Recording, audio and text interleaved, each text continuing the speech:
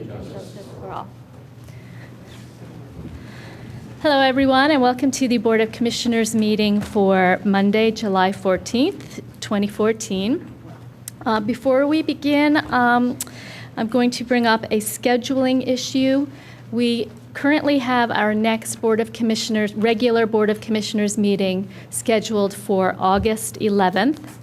As it turns out, a few of the commissioners have vacations planned on that week, because one of our original calendars had the meeting on the 18th.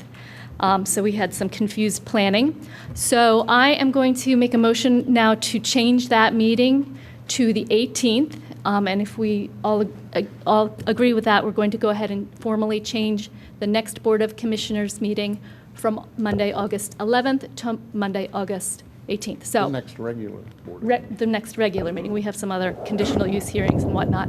Second the motion. Is there any discussion? Any staff discussion? Any public comment? All those in favor say aye. Aye. Any opposed? So by a vote of 7-0, we will have that meeting changed from the 11th to the 18th, and we'll advertise that on our website and make sure that everybody knows. Okay, we will start out with public participation. If anybody would like to make comment about items on the agenda who can't stay to talk about it during the regular meeting. Hi. Hello. How are you? Good evening. My name is Kim Cruz Engelhard. I am the parade director for the Garrett Hill Rosemont 4th of July Parade. I am here tonight to speak on behalf of the GHR 4th of July Parade Committee. Yes, the Parade Committee supports the proposed redevelopment plan of Clem-McCrone Park. Yes, we would like a new comfort station with stalls with doors. Yes, the Parade Committee urges the BOC to approve the budget amendment to cover the design construction costs for the Clem-McCrone Park master planning process. However, this show of support is not my primary reason for being here tonight. My primary reason for being here tonight is to say thank you for your support. About a week and a half ago, we held the 65th Garrett Hill Rosemont 4th of July Parade. Although Mother Nature threw several curveballs at us, we pulled it off. We have a great group of dedicated people who work hard to put on the parade and the party in Clem-McCrone Park every year. It is truly a community event. People who have moved away from Garrett Hill come back year after year for the party and the parade. And this year we had the Freilinger String Band strutting their stuff in the parade. It was really funny. So this year, with all the curveballs, having the township support was very comforting. From Lieutenant Block, who appeared at random times during setup to check in and to let us know that the barricades could be put up in minutes so we could start the parade at any time, to Lieutenant Flanagan and the police flag bearers who showed up in the rain to lead the parade, from the township workers who were called in on the 4th to remove the fallen tree from the parade route and then checked on Clem-McCrone Park to make sure it was in good shape and safe after the storm on the 3rd, to Tim McGee, who helped with setup on the 3rd and trash removal on the 4th. And when he showed up to help clean up on the 4th in the township truck, we had a lot of pickup truck envy going on there because we could fit a lot of decorations in that pickup. So thank you, Bob, for your support and the support of the Radnor Township staff support, and thank you, commissioners, for your support, and thank you, Chief, for the support of the police. We on the GHR 4th of July Parade Committee really do appreciate it. And as an FYI, a couple of years ago, the parade director position was made into a 2-year post. So Jill's term was officially up on the 4th, and I took over. And I look forward to working with you all over the next 2 years. Thank you for your time. Thank you very much. Is there any other public participation?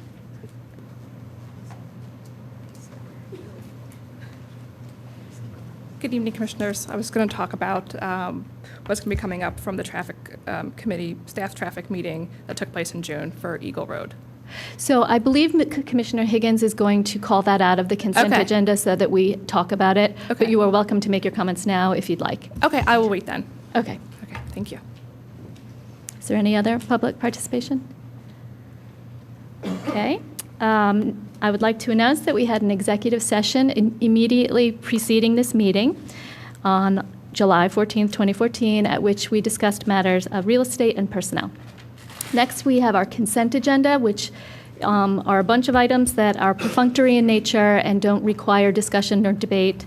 or explanation, so we pass them all together to be more efficient. But we give everyone an opportunity to pull anything out of the consent agenda if you'd like to hear discussion or explanation. So are there any commissioners that would like to pull something out?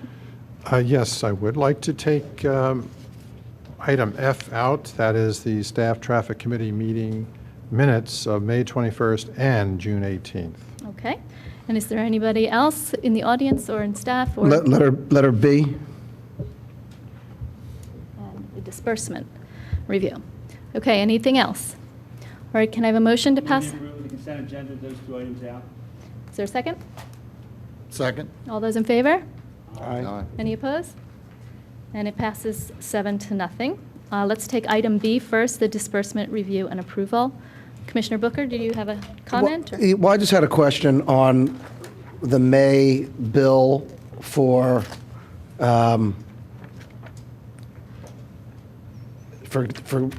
John Bryce's firm, Grimm Bean. How do you pronounce that? Bean or Bean. Bean? Grimm Bean. What was the issue here with the May 9th, 2014 bill came in twice, and it looks like the change was SEPTA Villanova train station amount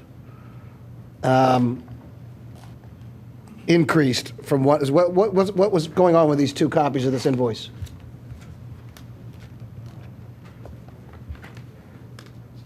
Grim billing number 61 went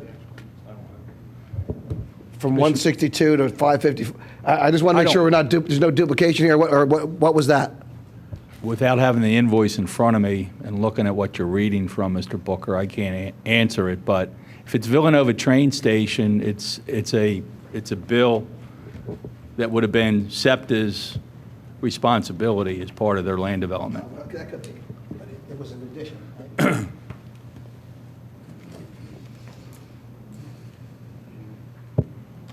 Versus number 61.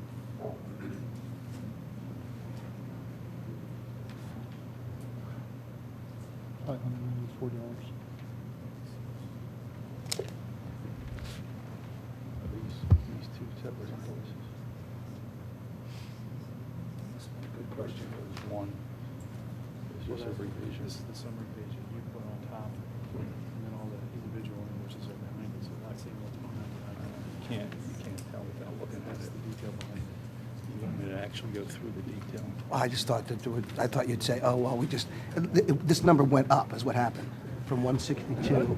Do we want to hold this one and Yeah, then? why don't we go ahead Okay. and figure this out offline, and we can go ahead and pass the disbursements without that particular expense. And we'll put that Okay. on the, if it's okay, the 28th meeting prior to the conditional use hearing, if We'll if just that would be do- okay. Do you want to hold, I mean, we probably need to approve the rest of the disbursements.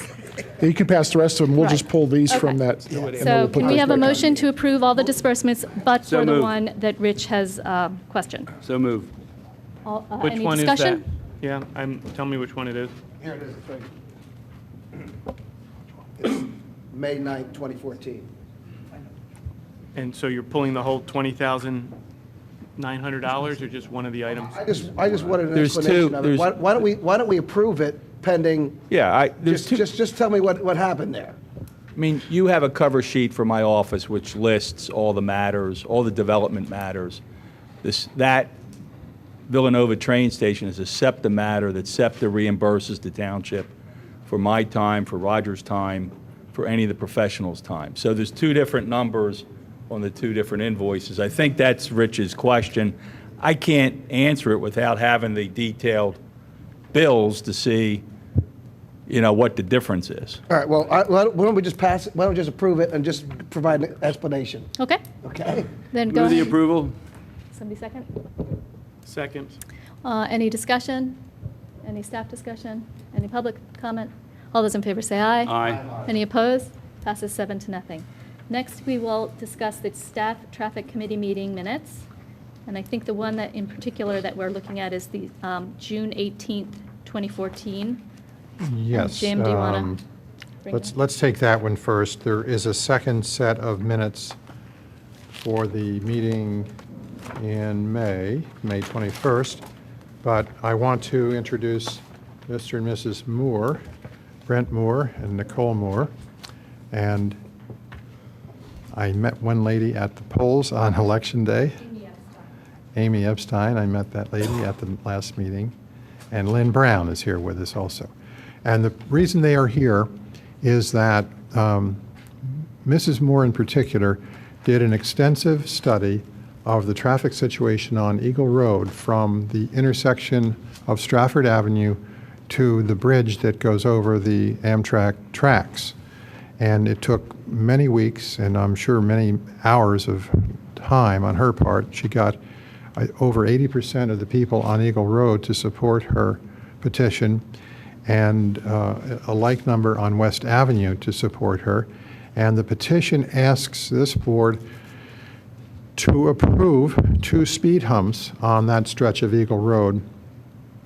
The police research indicates that under state law, the petition has merit. That is, the vehicle count is met and the average speed has to be in the 85th percentile. That is, the cars must be exceeding the 25-mile-per-hour speed limit by at least 10 miles per hour. 85% of the cars must do that. I was amazed that that's what speeds are, because I drive there every day, and if I'm doing 25, I feel like that's really fine. I can't imagine what it's like to go 37, 38, or 40, but the neighbors, I'm sure, can tell me what it's like. So that's the background, and I'd like to ask Mrs. Moore to come up first, I think, because she's become the de facto leader of the neighbor group. Thank you very much, Commissioner Higgins. Good evening, Commissioners. I am Nicole Moore, and as Commissioner Higgins pointed out, I am a resident of Eagle Road. We are here tonight to ask you, the Board of Commissioners, to help us keep safe and protect what is so dear to us and important to this township, our community. A few months ago, I reached out to the Township Police to complain about the speed on our road, as many of my neighbors have done in the past, and they were great in kind of helping get to a good point to let me express some of my concern there. So from the conversations there, we were able to start to pursue an option for a traffic calming system, which included that petition that I worked with the neighbors on. The motorists who travel on Eagle Road treat it as a highway and do not respect the speed limit, the neighborhood, our property, or the families who live there. When the Township Police post the traffic monitors, it is not uncommon to see speeds of 50 miles per hour. And we have the data to back this up now from the most recent traffic study. So it's not just our perception, it's actually the reality that we live every day. And I believe in those minutes, you'll see that the average daily volume was 3,933 cars or motorists that travel on Eagle Road. And the 85th percentile of speed was at 38 miles per hour. So these stats do tell an undeniable story, best for the residents of Eagle Road and West Avenue, that we do have a traffic and a speeding problem. And it may appear like a small stretch of road, but a lot happens here. And I'm not just talking about the approximately 4,000 motorists that pass on this section of Eagle Road each day. I'm talking about my neighbors and Radnor residents who have decided to make their home in this neighborhood. So just to paint a picture of what we see on Eagle Road, I'm just going to kind of give you some snippets of what goes on in our neighborhood. At the corner of Eagle and West, there's a gathering of children 3 times a day to catch school buses. When the weather is nice, young children like to set up lemonade stands on the corner of Eagle and West Avenue. Very often you'll see Township residents walking to the Wayne train station, the Eagle Village shops, Lancaster's Farmers Market, and to downtown Wayne. You'll see families out walking with pets, their children, and their grandchildren. And although it's not a truck route, trucks do use it to get from 252 to 202 as part of their routes, posing a challenge for Township Police to enforce. It is common to see tree trucks, cement mixers, and construction vehicles barreling down Eagle Road. These vehicles physically shake our homes due to their excessive speeds. It's like a mini earthquake every day.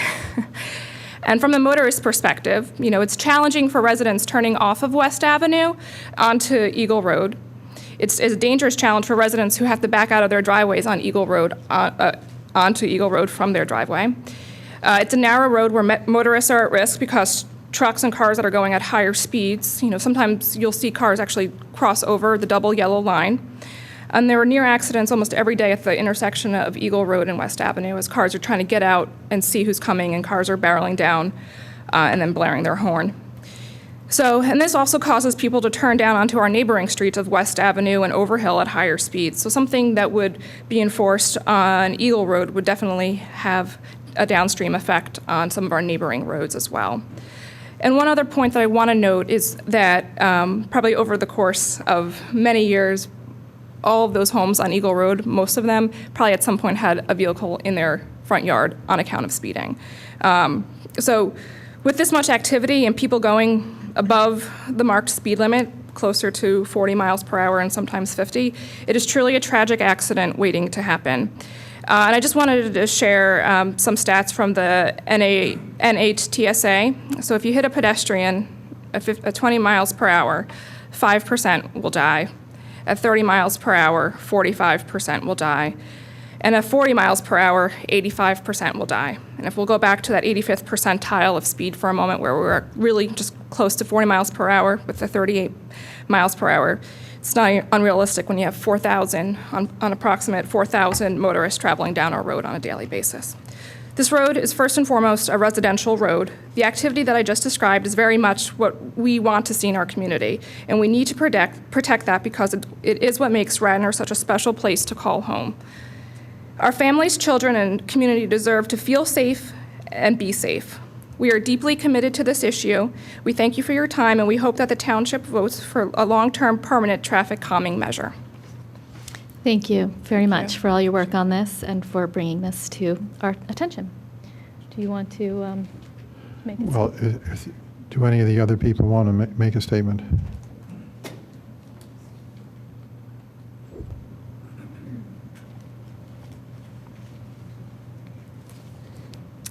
Hello, Commissioners. Again, my name is Amy Epstein. I live at 431 West Avenue, which is the end of the cul-de-sac. And my husband and I bought our house a little over 2 years ago, and the main draw was the walkability into town. We feel very fortunate that we are able to walk into town, which we do several times a week. We have a young daughter as well, and the walk is a little bit treacherous, I have to tell you. Crossing over Eagle Road is difficult. And from our house across is difficult, and the way back is even more difficult because of people turning off. We've observed the traffic problems, but the data really does show a need for something to be done. And we feel it would be a shame if we could do something here and we don't. I mean, we're really asking for the speed bumps, and we'd hope that you would honor that. Thank you. Thank you. Okay, is there anyone else?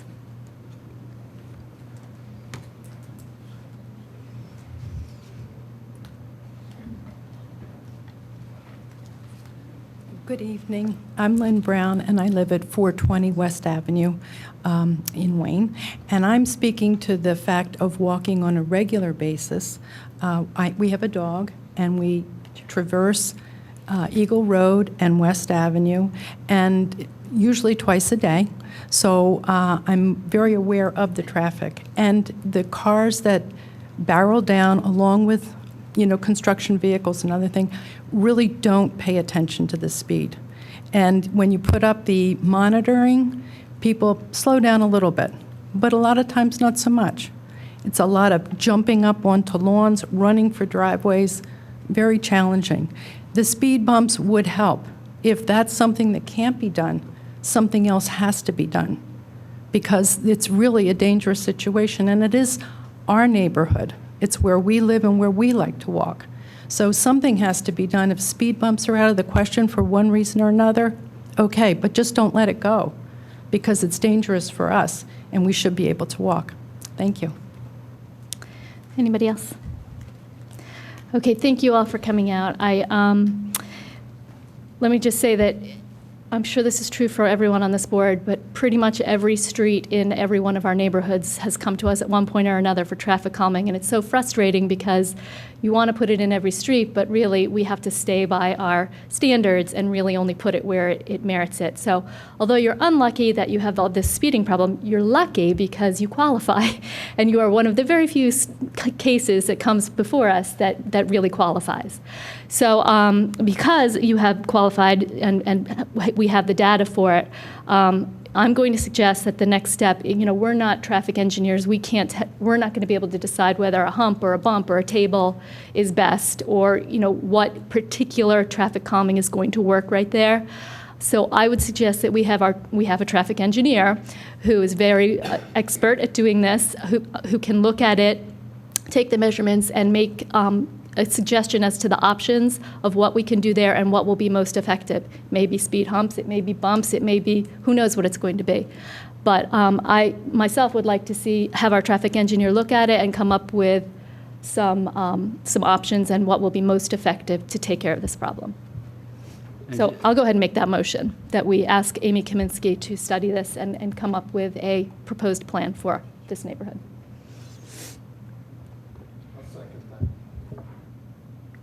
You wanna Okay, say anything? any other discussion? Well, I just wanted to mention, when they did the Eagle Road Bridge over, I went to put a sidewalk so you could walk to the farmer's market. I talked to John Fuchs, and we were going to put the sidewalk behind the trees. I couldn't get any support from any of the people that lived on that side of the street. No one. They were all adamant against the sidewalk. So just to let you know, we did try to do something when they widened the bridge. The state would not put in a sidewalk unless I could get a sidewalk the rest of the way down the street, and Yeah. everybody lived on that side of the street. Just You're against it. right. We wanted to, I was on the board back then, and we wanted a sidewalk on the bridge, because it's really, talk about something unsafe. And the PennDOT regional engineer said to me, if you want a sidewalk on the bridge, we'll get you one, but you have to have a sidewalk or a commitment for a sidewalk by the township along Eagle Road, because we're not going to put a sidewalk on the bridge that goes nowhere. Now, I would like to point out that we do have, it's a little premature, but we do have a subdivision that is in the works for the property near the intersection of Stratford and Eagle Road. So we might avail ourselves of the opportunity of talking to that developer at the proper time to put sidewalks in for us. I sure would like to see it, because I agree with all of you, it's very unsafe. I would like to mention one other thing, and that is Mr. Norsini and I talked about what would be the most effective solution to the problem. Would it be speed humps? Would it be a stop sign? He pointed out that the speed humps, as conceived by our police department, would be on the end of Eagle Road toward Stratford Avenue. And the Moores, you live towards the other direction, near the bridge, not near the bridge, but at least in the direction of the bridge.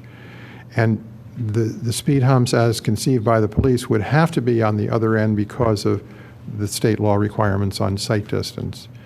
So if we ended up putting speed humps in where the police think they should go, it may be that we don't have a solution to speeding from the bridge to the first speed hump, which is, I'm not sure of the distance. 600 feet. We may not have a solution to that. What I'd like to ask our traffic engineer, Ms. Kaminsky, to do when she undertakes this review is to look at a solution for the other end of West Avenue, of Eagle Road, and perhaps in lieu of the speed humps, put a stop sign, a four-way stop sign at Eagle and West Avenue. Lynn, you said maybe you're not sure what the best solution is, but right now we have a two-way stop sign. People on Eagle Road just blast through the intersection of West Avenue. If we could find a way of putting a stop sign for the east-west direction, I think it might help the situation. But that all can be studied by Ms. Kaminsky. Is there any other comment?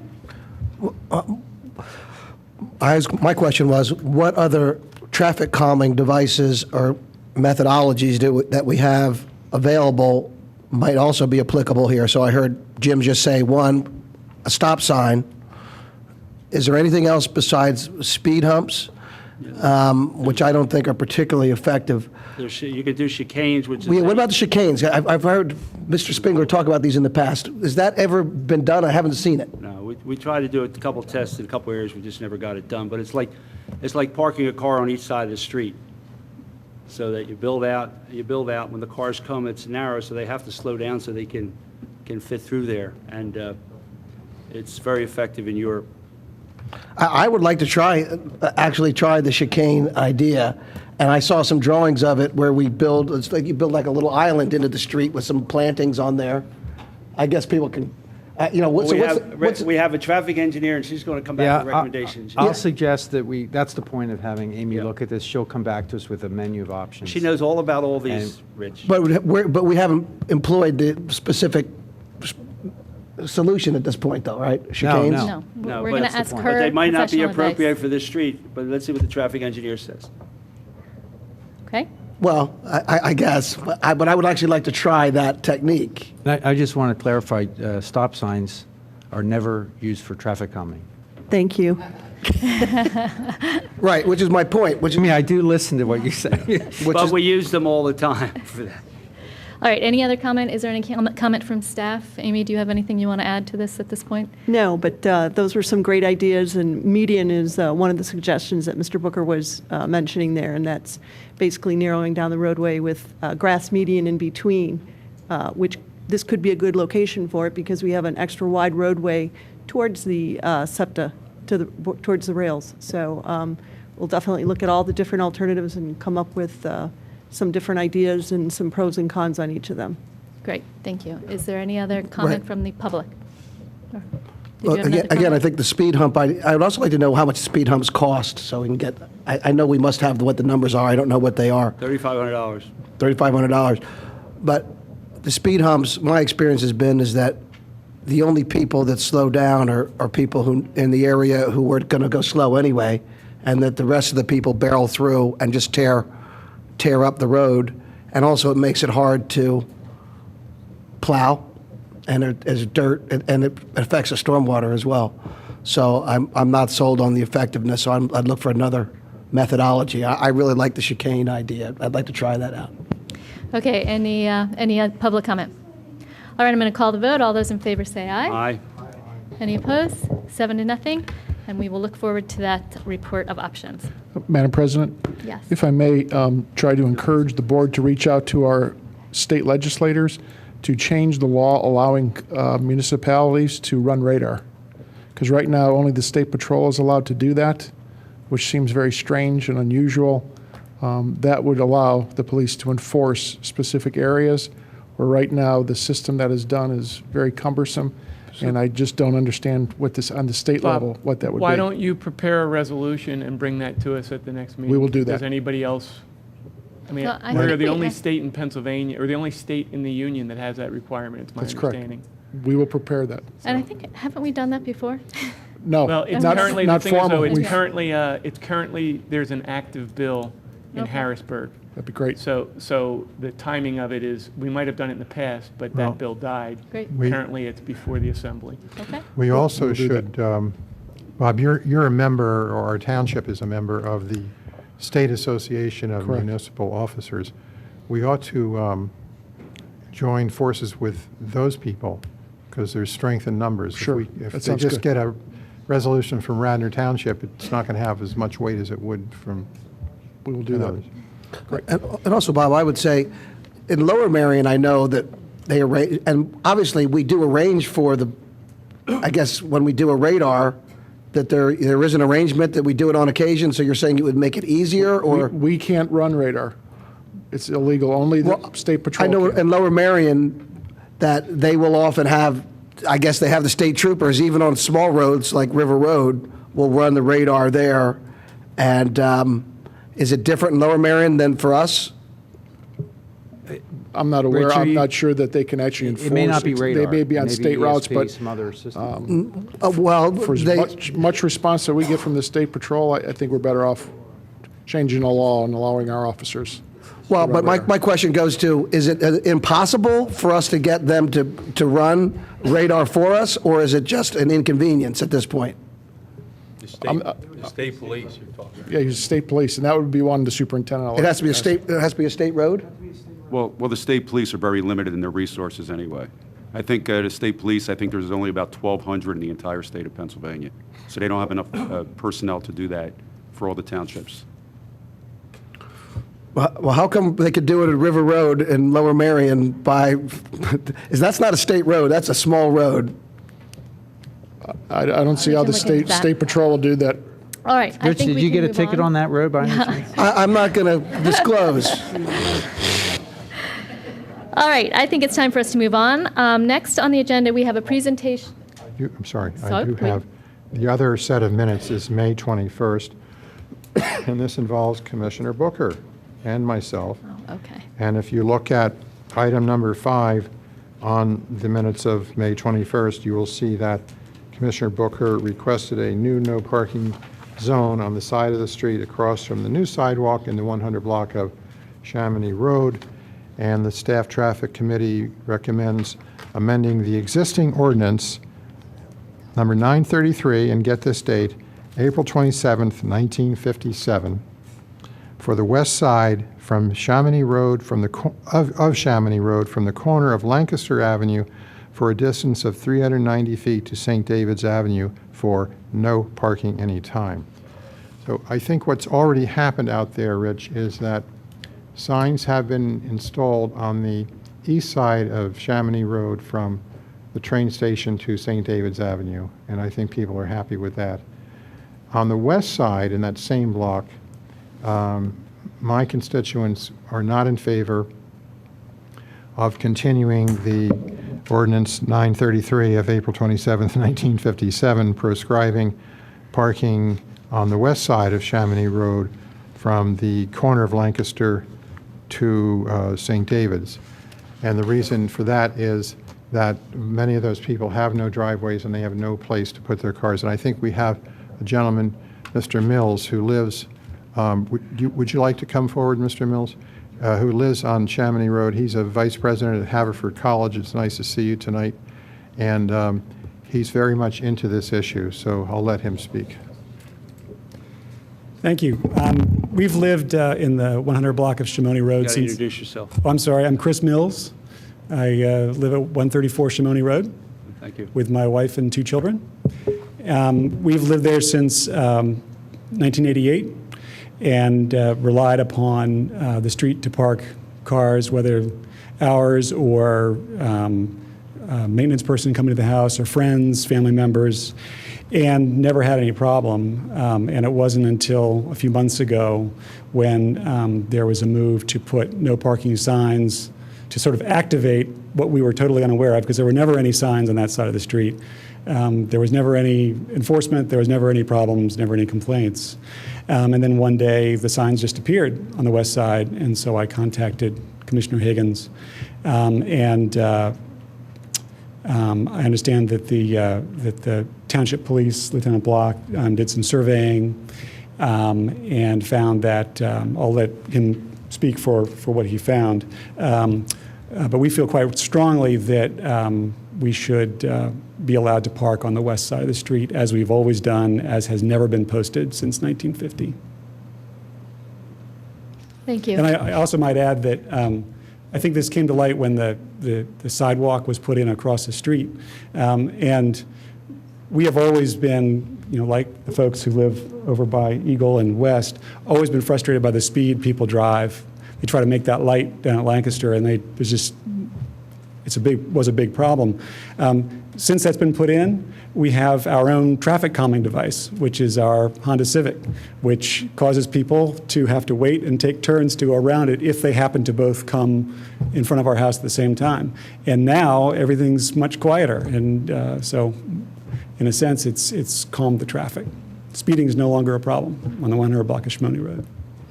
Thank you. Commissioner Booker, can you enlighten us to why you made this request? Well, certainly, I would just say initially, Thanks, Mr. Mills, for appearing. I appreciate your input. And actually makes the argument for chicane, I think. You know, it's a mobile chicane. But I guess my question, this all came to light because I inquired as to what the status was on that side of the street and was informed that there was, in fact, already a no parking area on that side of the street. And the issue came to light as a result of what we're talking about, which is the inability for two cars to pass by when the car is parked on the west side of Simone. So my inquiry was, what is the status of the traffic on that side? And I was informed that it is in fact a no parking zone. And the request came, would you like this, should we put the signs up? And I said, well, that would be fine with me. So that's how the signs got up, but it wasn't, I wanted to have the issue looked at and found out that it was already, in fact, a no parking zone. So that's really where it came from. But I agree that the issue is that we have a traffic calming device there in the method of a parked car.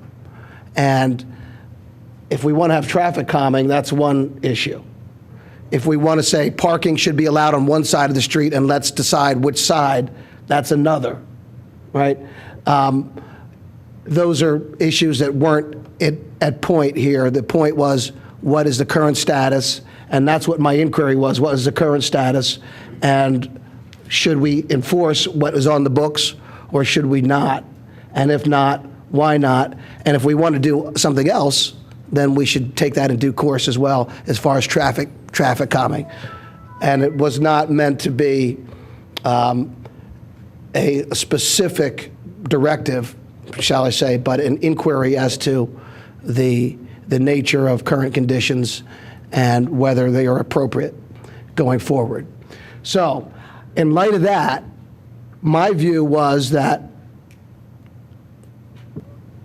there's notwithstanding that it says a 1957 ordinance or a 1957 law that's on the books, until we have another rationale for it, I don't see any reason not to enforce it. I guess that's kind of where I thought we should come down. So if we wanted to talk about not enforcing or changing the ordinance, let's talk about that and what the justifications are. But otherwise, my view was, why don't we put in place what's already on the books? Rich, right now, as things stand, the minutes would create an ordinance amendment. Excuse me a moment, Jim. I don't believe that's accurate. I'm sorry. That the minutes, all we do is accept the minutes. If we want particular action, we take action on that particular item. So I think approving the minutes doesn't take any action on any of these items. I think it does. I think it impels the police to then go ahead and work with our management to prepare ordinances implementing the minutes. Whether that's true or not, here's the point. That's what happened. Here's the point.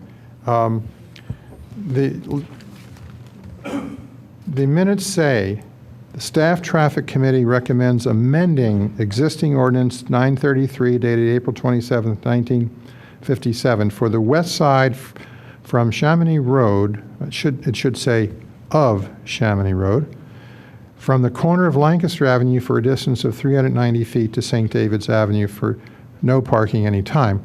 And that may be a little bit more than we need.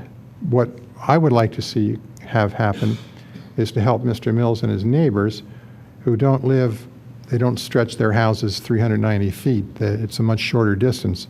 I would just like to have our government, our board, give them the right to park their vehicles on the street. This would be the west side of the street. And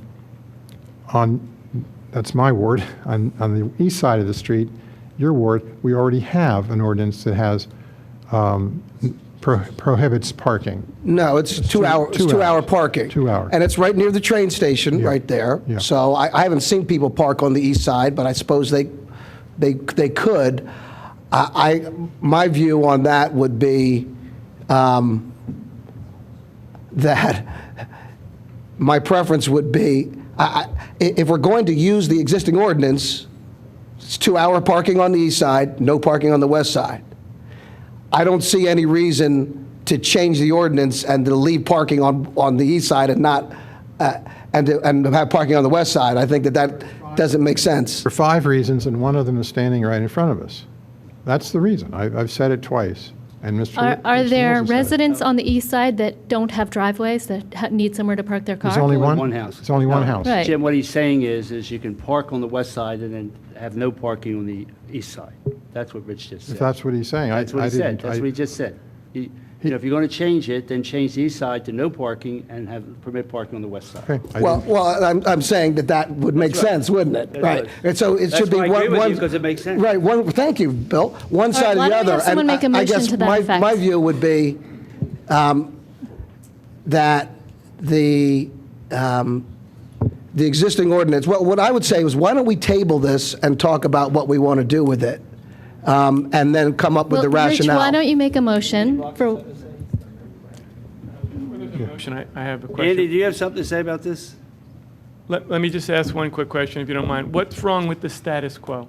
The way that it's been in operation? Why not change the, Because, we just heard that. because no, the status quo, not, what I heard was the 1957 ordinance is not, there's no knowledge of it, no practice of it, no but implementation.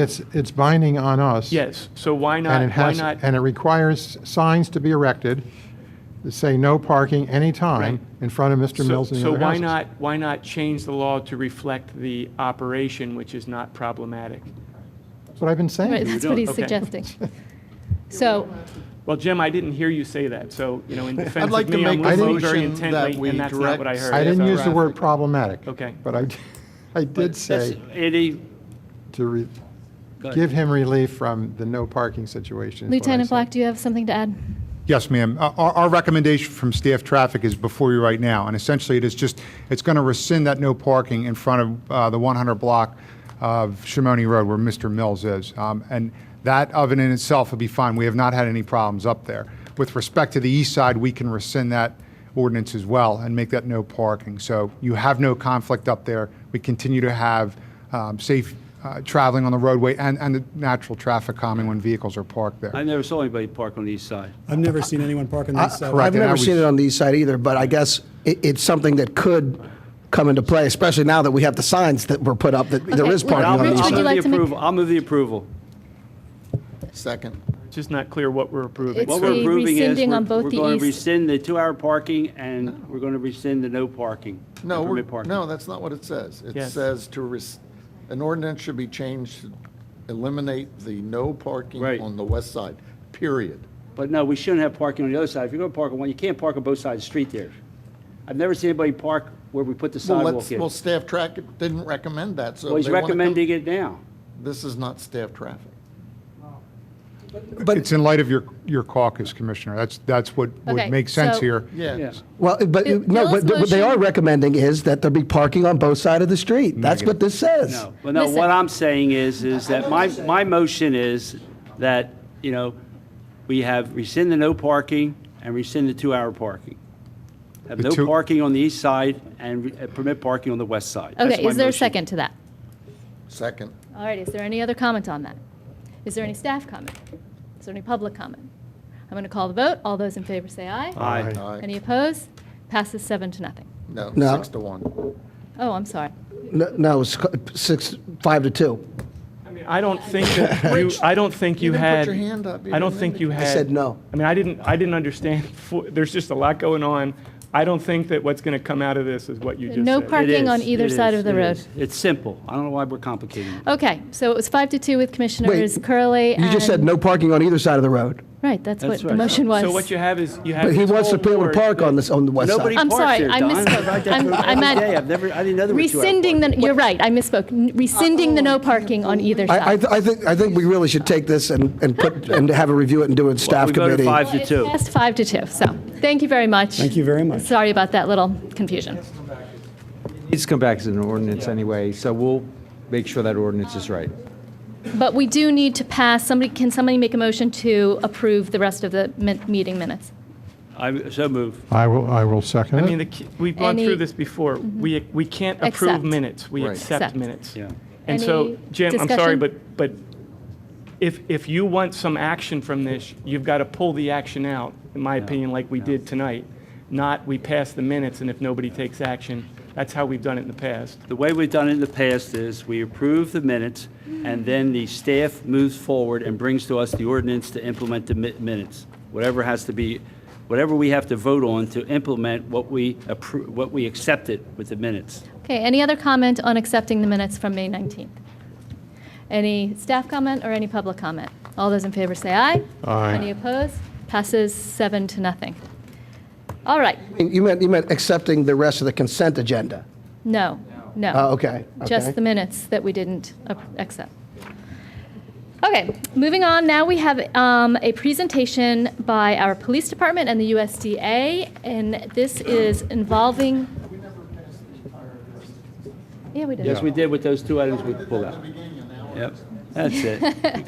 Can you tell we've been on break This for is a this? presentation from the police department and the USDA involving our deer control program, and I think we're going to get an update tonight and maybe a little peek into the future. We won't be upset if Eagle Road leaves. You're welcome to leave if you want. Yeah. Good evening, Commissioners. Basically, what we're here to do tonight is just a report for what we did last year for the deer culling. Sergeant Pino, myself, and Lieutenant Flanagan are basically the committee. However, now I am under new management, so I have Lieutenant Block. So, without any further ado, we're going to start with a brief synopsis of where we've been and how we got there.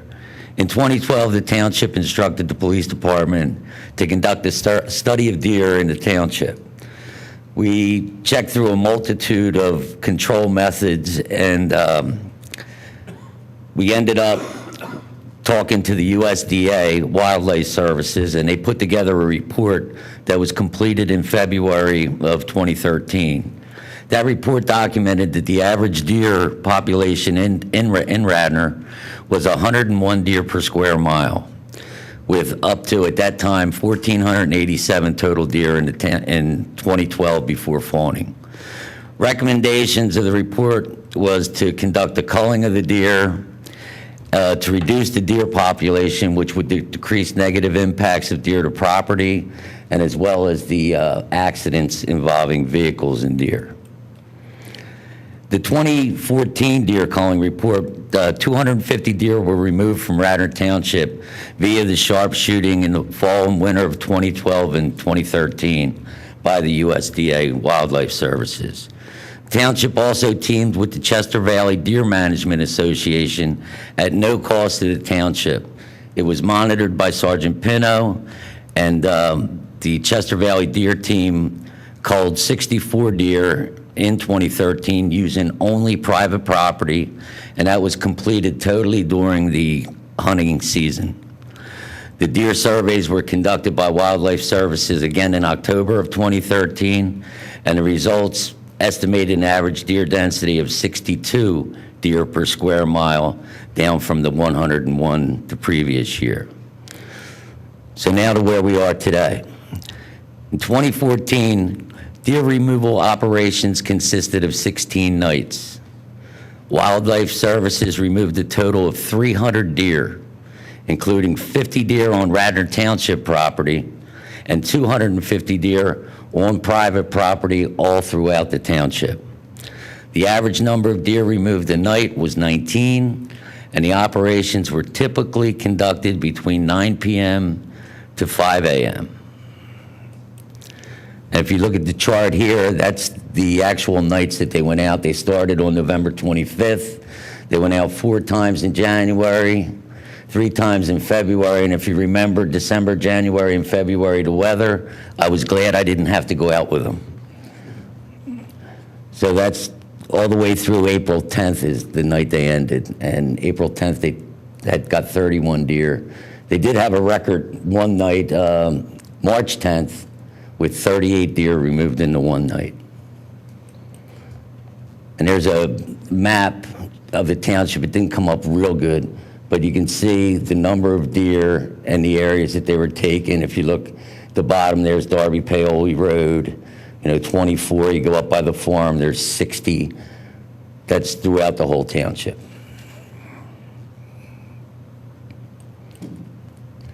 And once again in 2013, Chester Valley Deer Management, under the direction of Mr. Stephen Grabusky, who I'd like to thank, did a great job, and they removed 57 deer on private properties during the authorized hunting season. Just if I interject real quick, a couple of those 57 deer, and I apologize, I don't have the exact number. Oh, I'm sorry. A couple of those 57 deer were removed from township property. Early on, the Chester Valley was given access to Ithan Valley Park, 6th Ward Park, and I believe that was it in the beginning. So they did have some success down there. Shortly into the program, the decision was made to remove them out of there. Not that there was any problems, not that there was any incidents, just there was some concern by some residents, and just to keep the residents happy and content, we took that privilege away from them. So that number is a little off. Some of those deer were taken from township property. A little skewed. Sorry. No problem. A big part of our program is every deer removed from the township by the USDA Wildlife Services was donated for charitable food distribution. The Game Commission picked up a portion of the deer and delivered them to individuals who had requested a deer in southeastern Pennsylvania. The remaining deer were transported to a local food processor, and the meat was delivered to the Central Pennsylvania Food Bank. This year, in 2014, approximately 9,300 pounds of venison was donated by Radnor Township. And since the inception, Radnor Township has donated more than 17,800 pounds of venison. So it's really going to good places.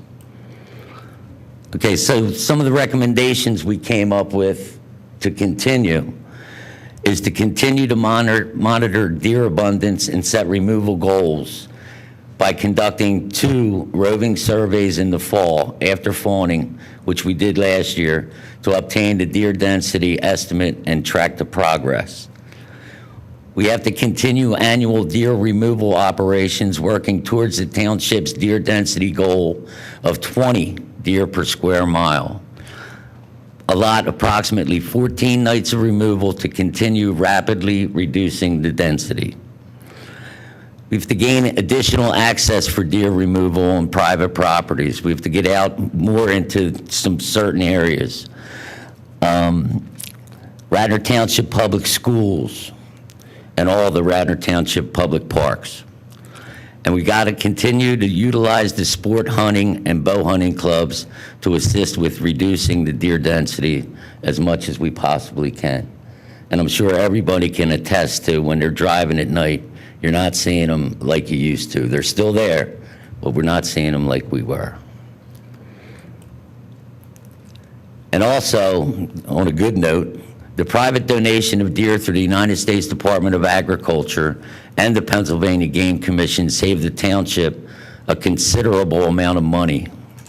The township will be getting billed at least $8,000 less than the original agreement that we signed last year.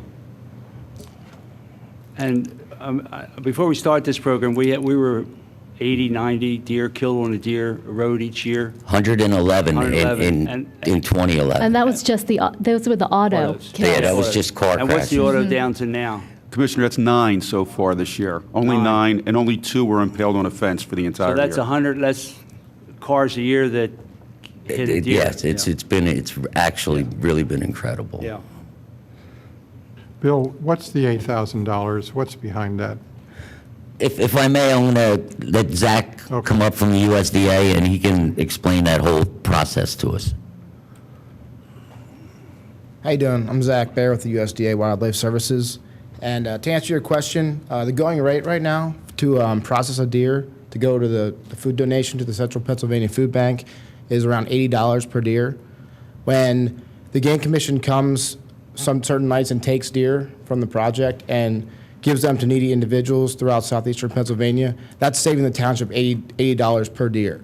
That process fee is waived because the deer are going directly to an individual. They're not going to a processor. Okay. So we probably saved about $8,000 through donating 100 or more deer to individuals throughout southeastern Pennsylvania.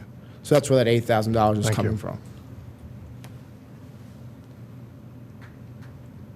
I have a few questions then. Chief, do you believe that automobile number you cited, you believe that's due to the culling?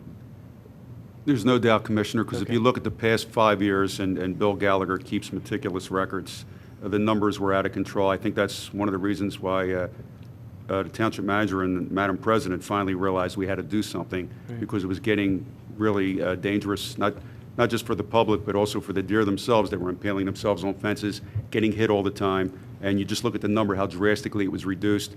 It absolutely has a correlation to the culling. Very good. And we still don't know the total deer population, but in the fall, we'll know that because you'll do another survey in the fall, We'll be doing correct? another survey. So that can validate what you're seeing, hopefully. And then what's your sense of whether this needs to be expanded to public lands? Is that going to, in the last meeting, you talked about how the capability to get them on any particular night will diminish as the herd is thinned. Will we have to expand to other areas of the township in order to continue to see the rates that we saw in the past? The ultimate goal, Commissioner, from the people sitting here, is that the USDA would only have to come in and do studies and tell us that we're all right. Eventually, we would like the deer to be at a certain level and be maintained at that level by the Chester Valley Deer Association and private hunting. Yes, it would be my opinion, it would be wonderful to give them access to township property, because the more area that they have access to, the more successful they're going to be, the easier it is going to be to keep them numbers down. But that, again, would be solely at the board's discretion. You guys would have to decide that. I've talked to these people. I'm under the impression that they can do it safely. Do you have an opinion on that also? I do. I mean, I think the proof is in the results. We've had them in the township for over 2 years now, and there's been no incidents whatsoever. In fact, on one note, there was a deer that was killed and ran into somebody's property that was not harvested by Chester Valley Deer Management, but in the interest of public relations and working, they came out and removed the animal for them. There has been the only incident that came to fruition is someone wandered into somebody and they were hunting and they were concerned because they didn't think they were allowed to be where they were. And it was confirmed that they were absolutely allowed to be where they're at and there was no issue.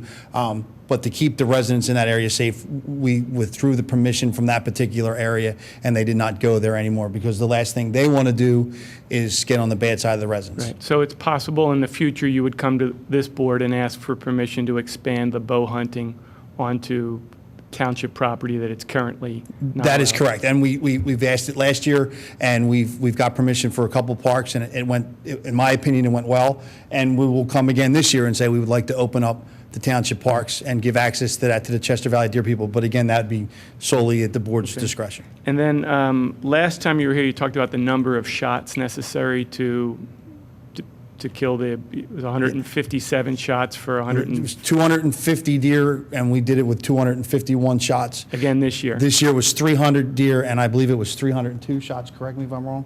Yeah. 302 shots. So we should also take, in my opinion, take some comfort in that speaks to the safety of this operation, correct? That is correct, and you can speak to Mr. Higgins if I may. He has a township resident that is suffering from the deer, and we went up to his property every night of the culling, and we were successful. We were able to get 3 deer out of there, but one night we spent almost an hour in this yard there was 5 additional deer, and we did not take a shot because they would not go into an area where we deemed it was safe. At all times, safety is our utmost priority, and we've passed on deer and have not taken shots at deer if they were not in a perfect spot where the utmost safety was of the utmost. Very good, thank you. Thank you. Could you just remind me where the USDA does its work? The Chester Valley people go on private property. Chester Valley goes on any private property that they arrange for them themselves. The USDA, I was able to secure approximately 75 properties throughout the township last year. So it's all private? Well, we do township parks with the USDA, sir. We did do township parks. That was for the Chester Valley, the bow hunting people. We do not allow the bow hunting people at this point in time on the township property. That's all private. The USDA, sir, does go on the township property, but as the numbers showed, I think it was 250 were taken on private property and 50 were taken off of township property. Okay. I had a question. Can you elaborate on the slide that said that increase the use of clubs and bow hunting? Can you go back a couple of slides there?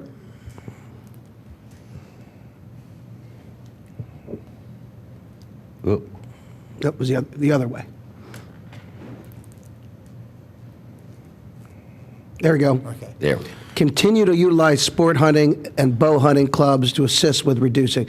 So is that in the case right now? How much is being used, and how would you continue and or increase the use? And isn't it better to utilize that method? May I?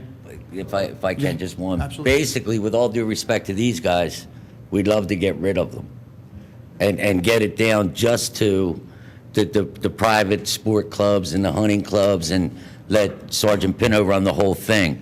However, I don't believe we're there yet. When we started this thing, we were looking at a 5-year goal, and we're pretty much on point for where we want to be at this time. And Joe can speak to you about the more hunters that they're getting that want to join because this is going so well. I'm sorry. No, absolutely.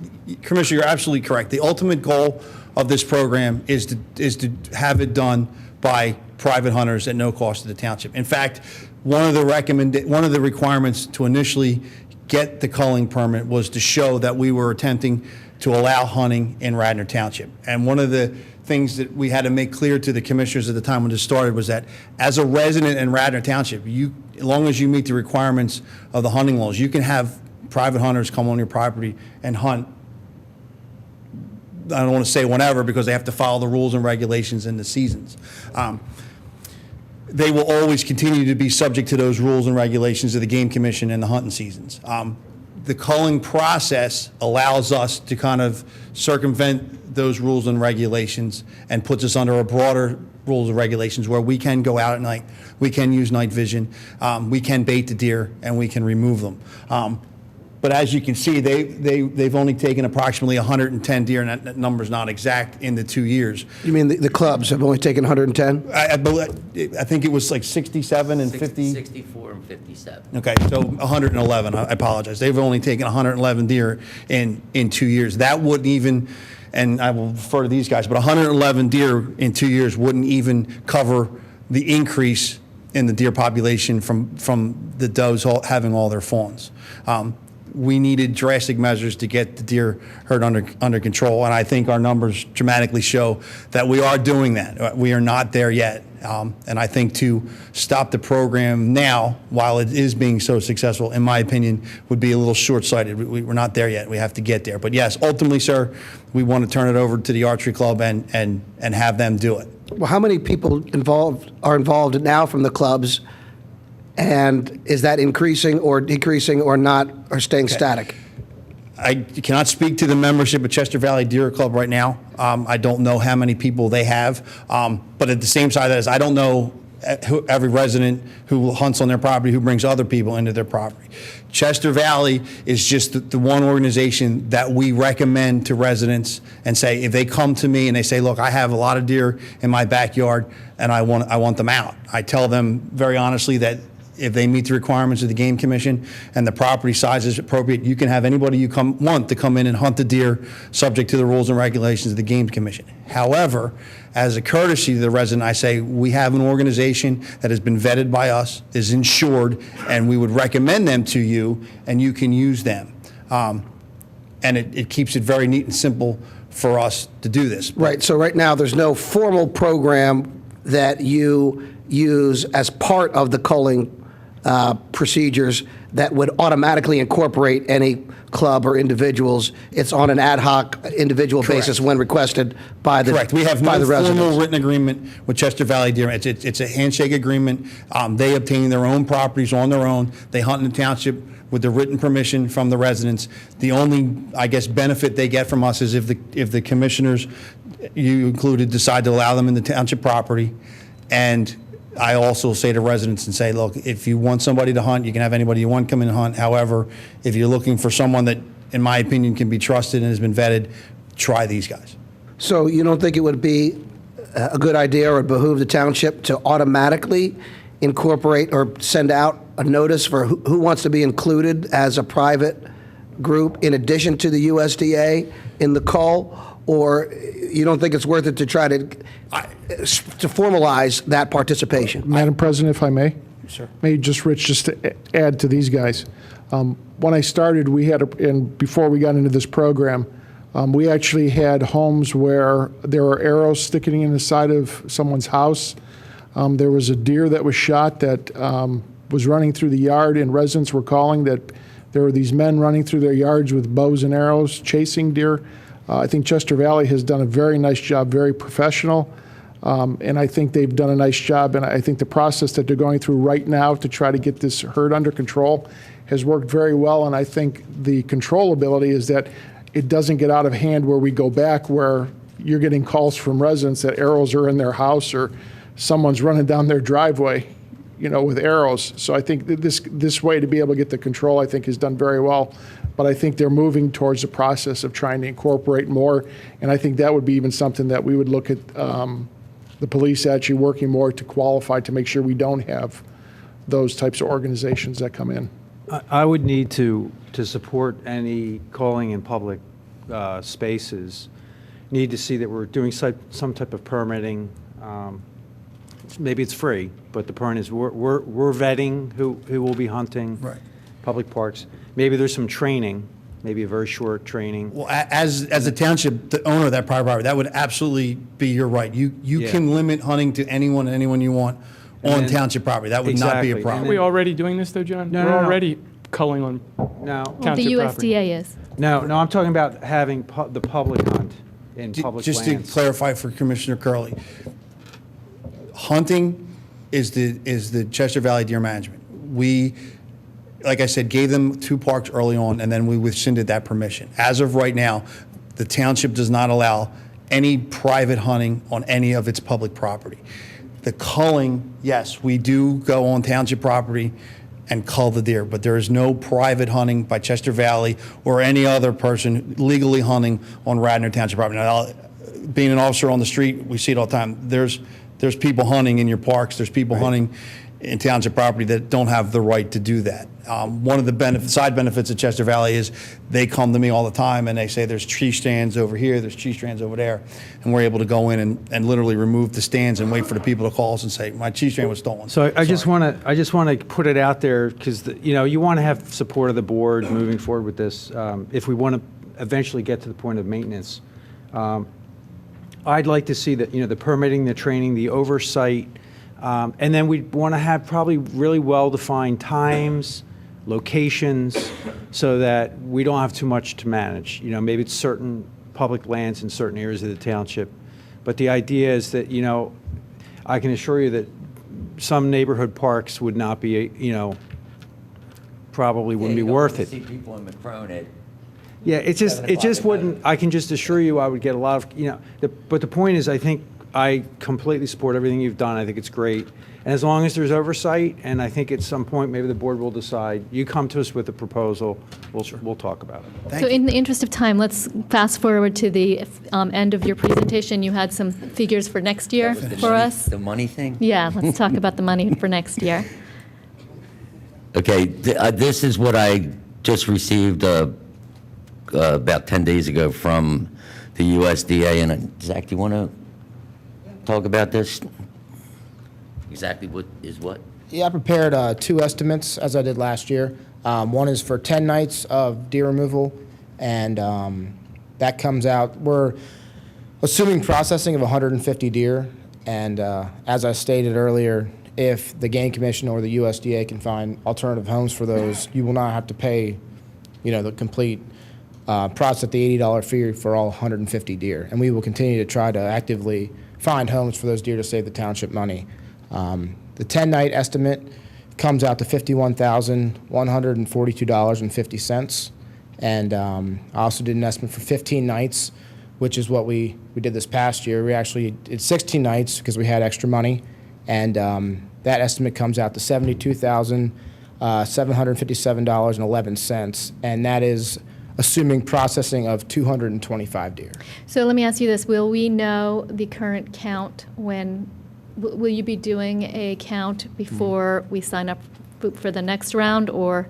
It depends when you guys need to sign up by. Unfortunately, due to the vegetation in the summertime, we really can't do the counts because we can't see into the woods till the leaves fall off. So typically late October, early November is the earliest we can do the counts. That kind of makes it difficult. Typically in the past, we've signed up and then did the counts and kind of based how many nights of removal we needed on those surveys. So if we do the surveys and they come out a little lower than we're expecting, we may not need all 15 nights, and in that case, you just won't get billed the full amount. Okay.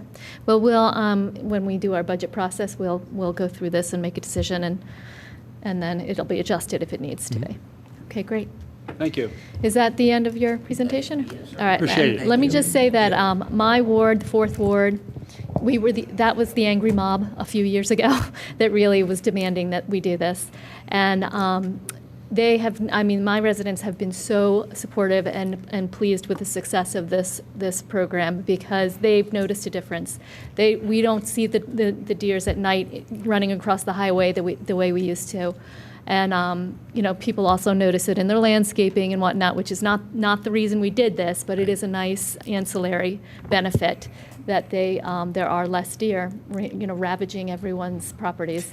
So it's been a great success. Thank you both for really shepherding this through the last 2 years and making it such a successful program.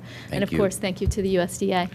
Madam President, if I may, just briefly, just want to thank again Chester Valley, the Deer Club. They've done a tremendous job.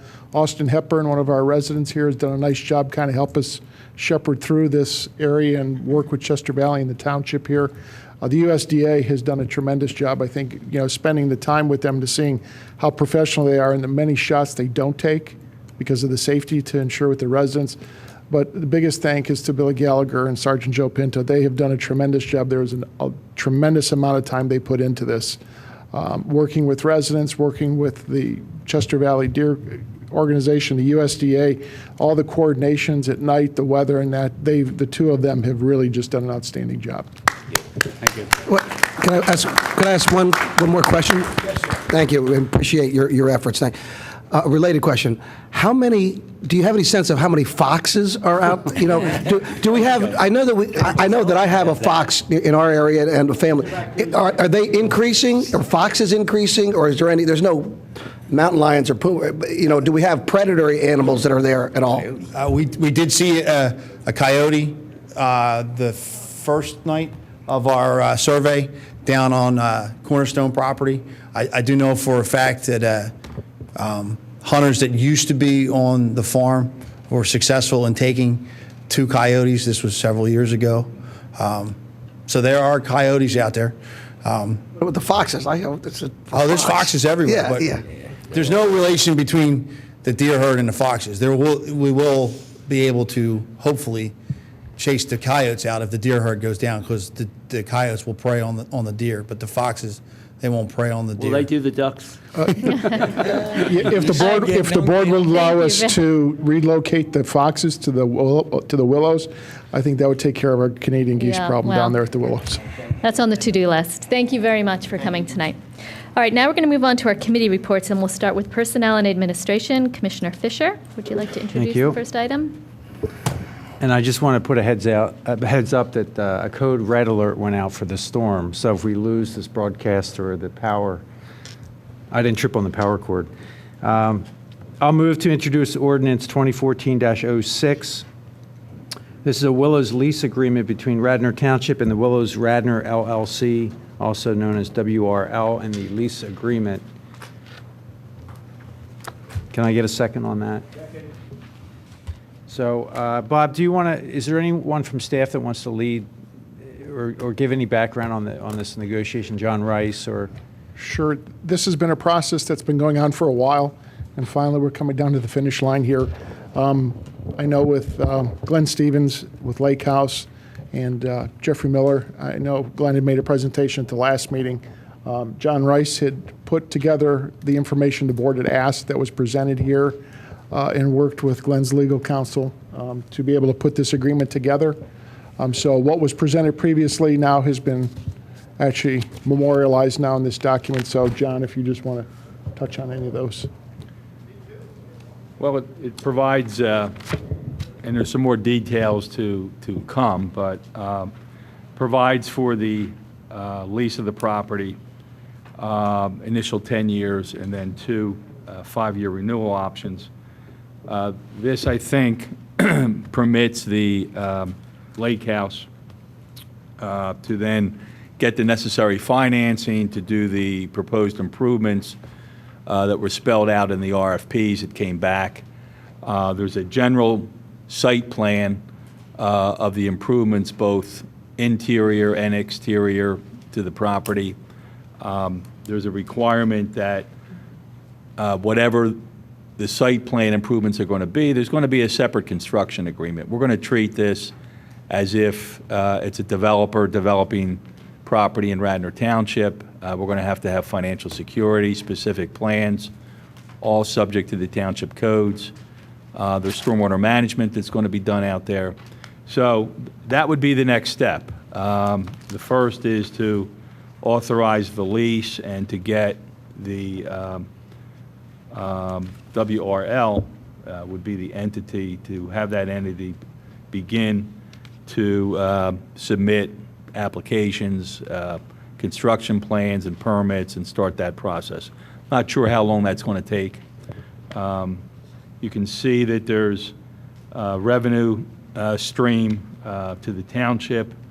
There's also public use that's spelled out in here, some of which may change over time.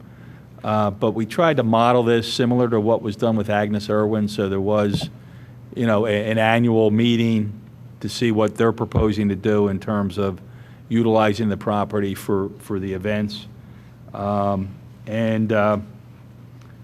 It's been back and forth. Dave Falcone has represented the tenant, and from my perspective, we're ready to go, subject to the board's approval and any comments or any clarification. John, WRL is a new entity that has been formed. Have we received their articles of incorporation and operating agreement for the LLC? I have not. Yeah. Okay, so I would recommend that we need to have those supporting documents. Yeah, I've spoke. Because obviously WRL Right. means nothing to me. It's just Right. a holding company, assuming the principals are. Yeah, Mr. Glenn Stevenson. Falcone and I have talked about that. He Okay. knows he needs to produce that. Right. Well, it isn't just the articles of organization. It's We want the operating financials. You would want their financial balance sheet and income statement. We're going to want all that, but we also want to see the operating agreement, because normally you want to understand the relationship between the partners and the requirements for the partners and everything to do with the LLC, in addition to their financials. Clearly, the financials are going to matter. It's nothing unusual. This is if you were going to if they were going to a bank for a mortgage, they would have to provide all these documents. And while you're at it, just add to whether they're going to treat it as a partnership or if it's going to elect to be treated as a C corporation. LLC can be either. It's an election. And that goes to your point. You want to see the operating agreement. I'm sure Radnor Willows LLC has very few assets. It's lightly capitalized.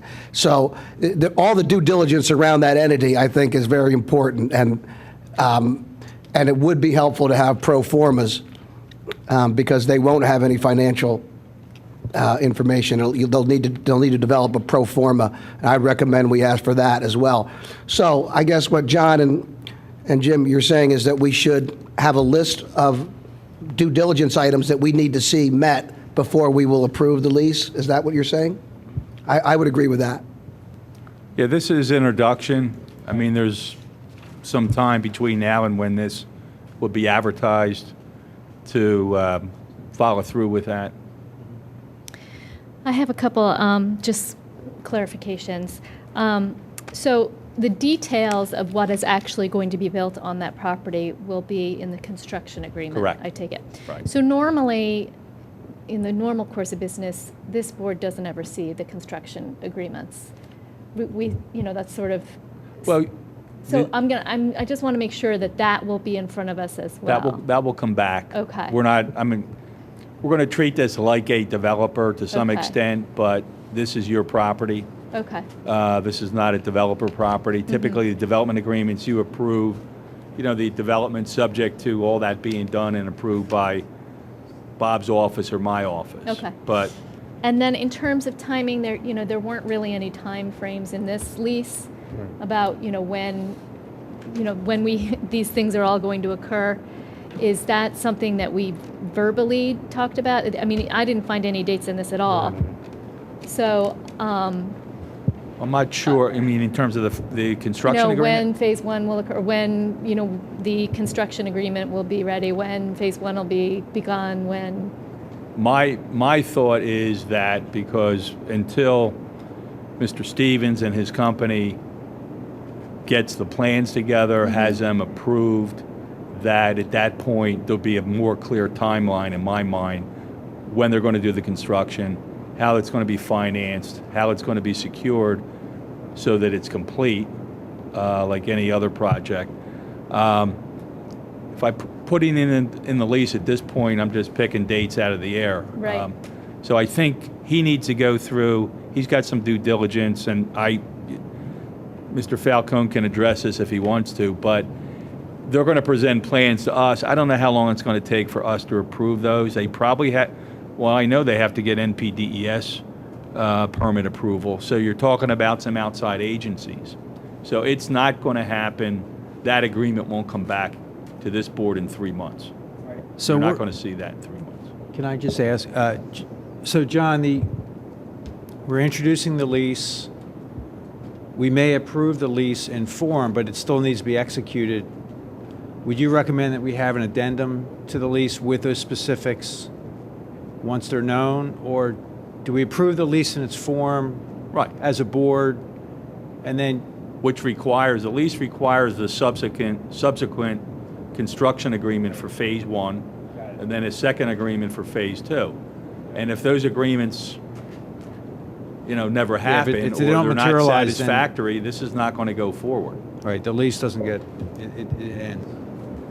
So you're saying we're not going to approve this lease until we have construction contracts in place? No, I think you approve the lease once it's advertised, because it's a chicken or egg thing, Jim, to some extent. They need to go get financing. They need to have in hand the right to utilize this property for their project. So that's got to be done before they can then go do the financing they need to sign the construction agreements. This doesn't, it's interesting you would mention that as an example. This does not give the township an exit ramp if they cannot get financing. This is basically, we're going into this, we're signing up, by the way, it's 20 years, I'll get to that in a minute. Right. We're signing up, and if they don't get financing, there's no deal for the Willows. They've defaulted. They've got to sign construction agreements, which means Okay, they've so got to get financing. we should have, John, we should have a termination clause in here that lets us out. I don't think it would be a default. You've got paragraph F. It's more like a failure of condition. We should have an exit ramp. Okay, that's the first issue. If I have the floor, I've got a few other things. I'm a little uncomfortable with their unilateral, this is in Article B2, they have a unilateral right to extend the 10-year initial term for 5 years, and then a unilateral right to extend it for an additional 5 years. We have no right to get out. So if we're unhappy after 10 years, if we're unhappy, unless they're in material default, breach, then they decide then, and we don't decide, to renew the lease for 5 years. And then the same thing happens 5 years after that. So we ought to be looking at this as a 20-year obligation right off the bat. So what you're saying is there should at least be the mutual agreement between the parties to extend, or is it? Well, I think that we have to be aware that they're going to put a lot of blood into this and real money. So we should at least give them the 10 years. But after that, I think we need to have a way to bail if we need to. All right. The other things I have in Article 4, this is, sorry, C4. It has to do with the Wayne Arts Center. I found that a little bit vague. I think we ought to hear from the Wayne Arts Center as to what their desires are or their needs are, and we ought to write it into this document. All it says is that the Willows LLC will give them space.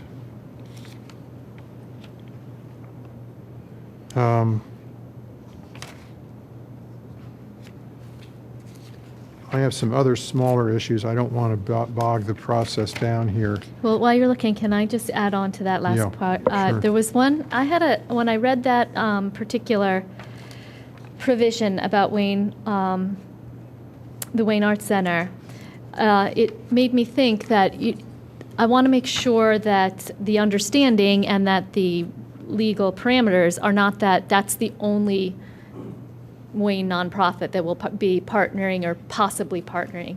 So I would feel better if this had a clause in it that said, nothing in this provision would preclude partnerships or use by other nonprofits in Radnor as well. I'm thinking the mainline school night, if they wanted to partner with some programming or a music group. Historical Society. Or the Historical Society. And it made me nervous to have, obviously it's fantastic that there's a great defined partnership between the Wayne Arts Center and this group going from the get-go, and hopefully that will be very symbiotic and be great. But I don't want this to read as though it precludes other organizations participating should it work out. If there's a good use that they can both get advantage from, our other nonprofits might want to partner as well with this group that's running. So I think it'd be simple to fix with just some language in there saying that this clause does not make this the exclusive group that's going to be partnering, and I'm sure you can come up with good language to do that. But hopefully there'll be a lot of great partnerships over the next 20 years. Right. John, are you the author of this? Who should I be talking to about this? Well, I would say that Mr. Falcone and I both. Okay, then I prepared a draft. All right. The staff all had input. There were a lot of comments from the staff, some clarifications.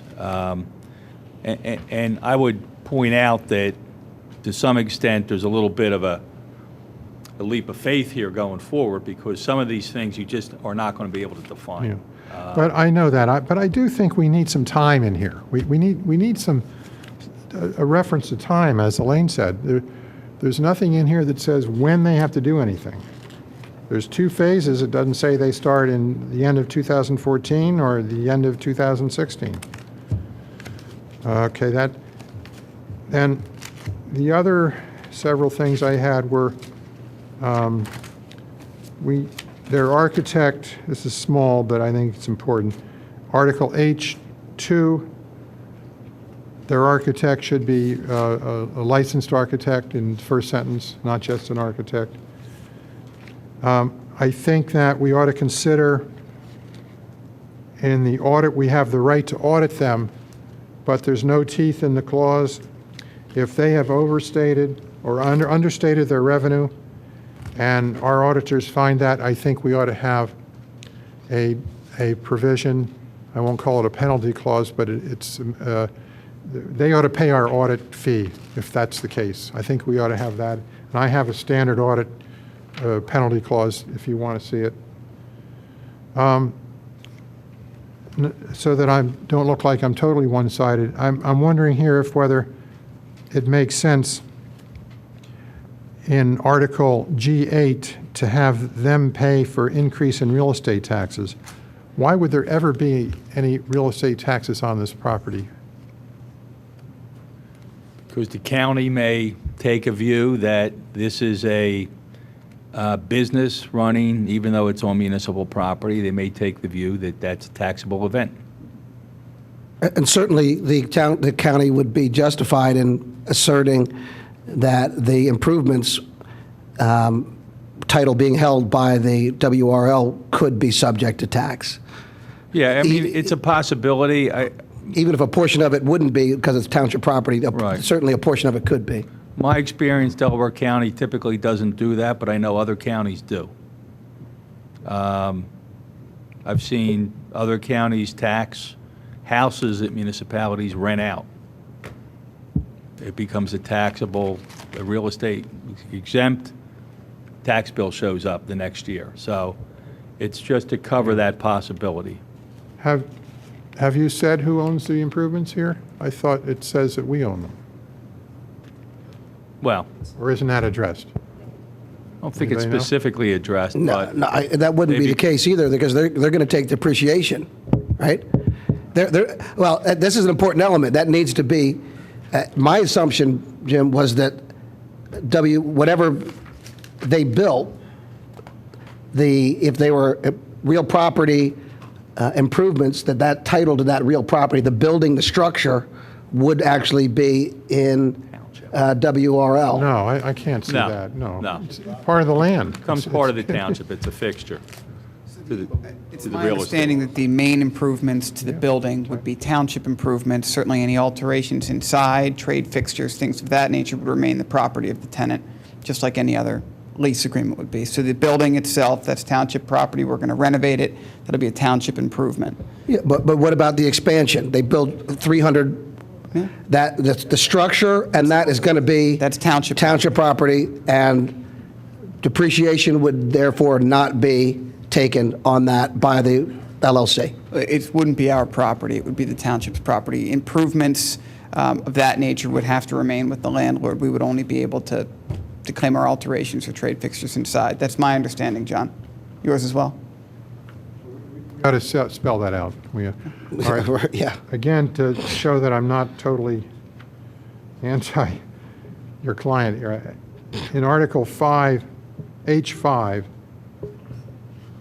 we have the WRL Willows paying for the permits.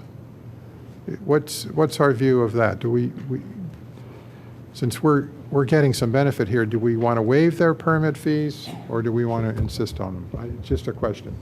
Mr. Falcone would like you to waive them, but...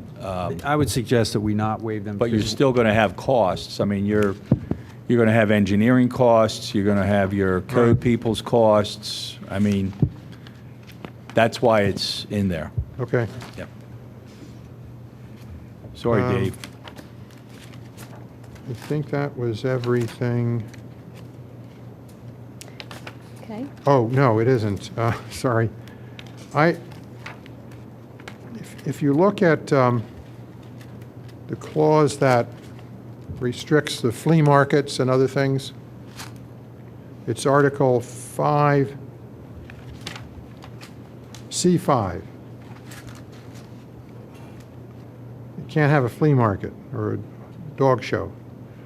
I think we ought to have something that also prohibits any concessionaires, sublessees, or contractors on the premises without our consent.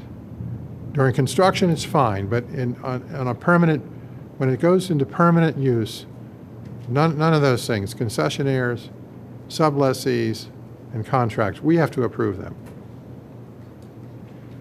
Jim, would that mean if they have a band in there that we'd have to approve that? Well, that's not a concessionaire. It's not a contract. lessee. Contractor. It's gonna be a So contractor. because of the wedding nature of the facility, I think you're going to have contractors on almost a weekly basis coming in, providing different there's some services. cases, You could for have- example, if you want to have a kosher wedding, that they would bring in another caterer to do that. They wouldn't do it themselves. Well, that's a good example, Well, the but. band is also a very good example. Yeah, Okay. it's a all right. contract. So I don't want to go that far. All right, that's fine. I think that's all I had.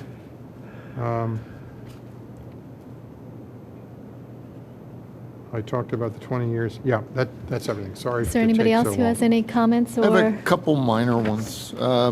John, in section C2, there's a lack of, I don't know if the terms dropped off, but when you get down to B, for example, the township sponsored shall have 6 uses per year at flat rate. Is that only during off-peaks or weekends, which is what B is about, weekend and off-peak?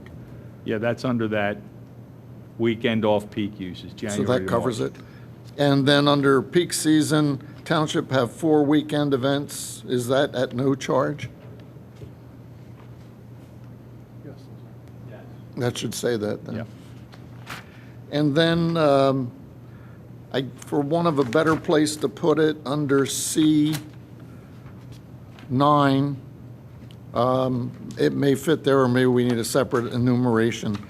I want to make sure that they're only using organic products, so for like the fertilization of the garden they're going to build, or for treatment of weeds and whatnot, that only organic products are used. John, don't you think that's a kind of a bit extreme? No.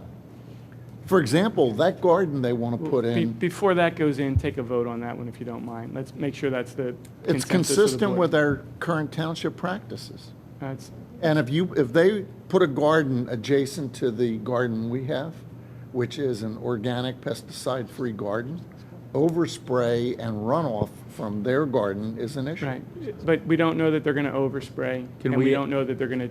The best way to I think prevent we're it getting is, into details of this that are the reason that we are not operating the facility. But before something like that goes in, maybe that's the will of the board, but my sense is that if you're going to get into that level of detail.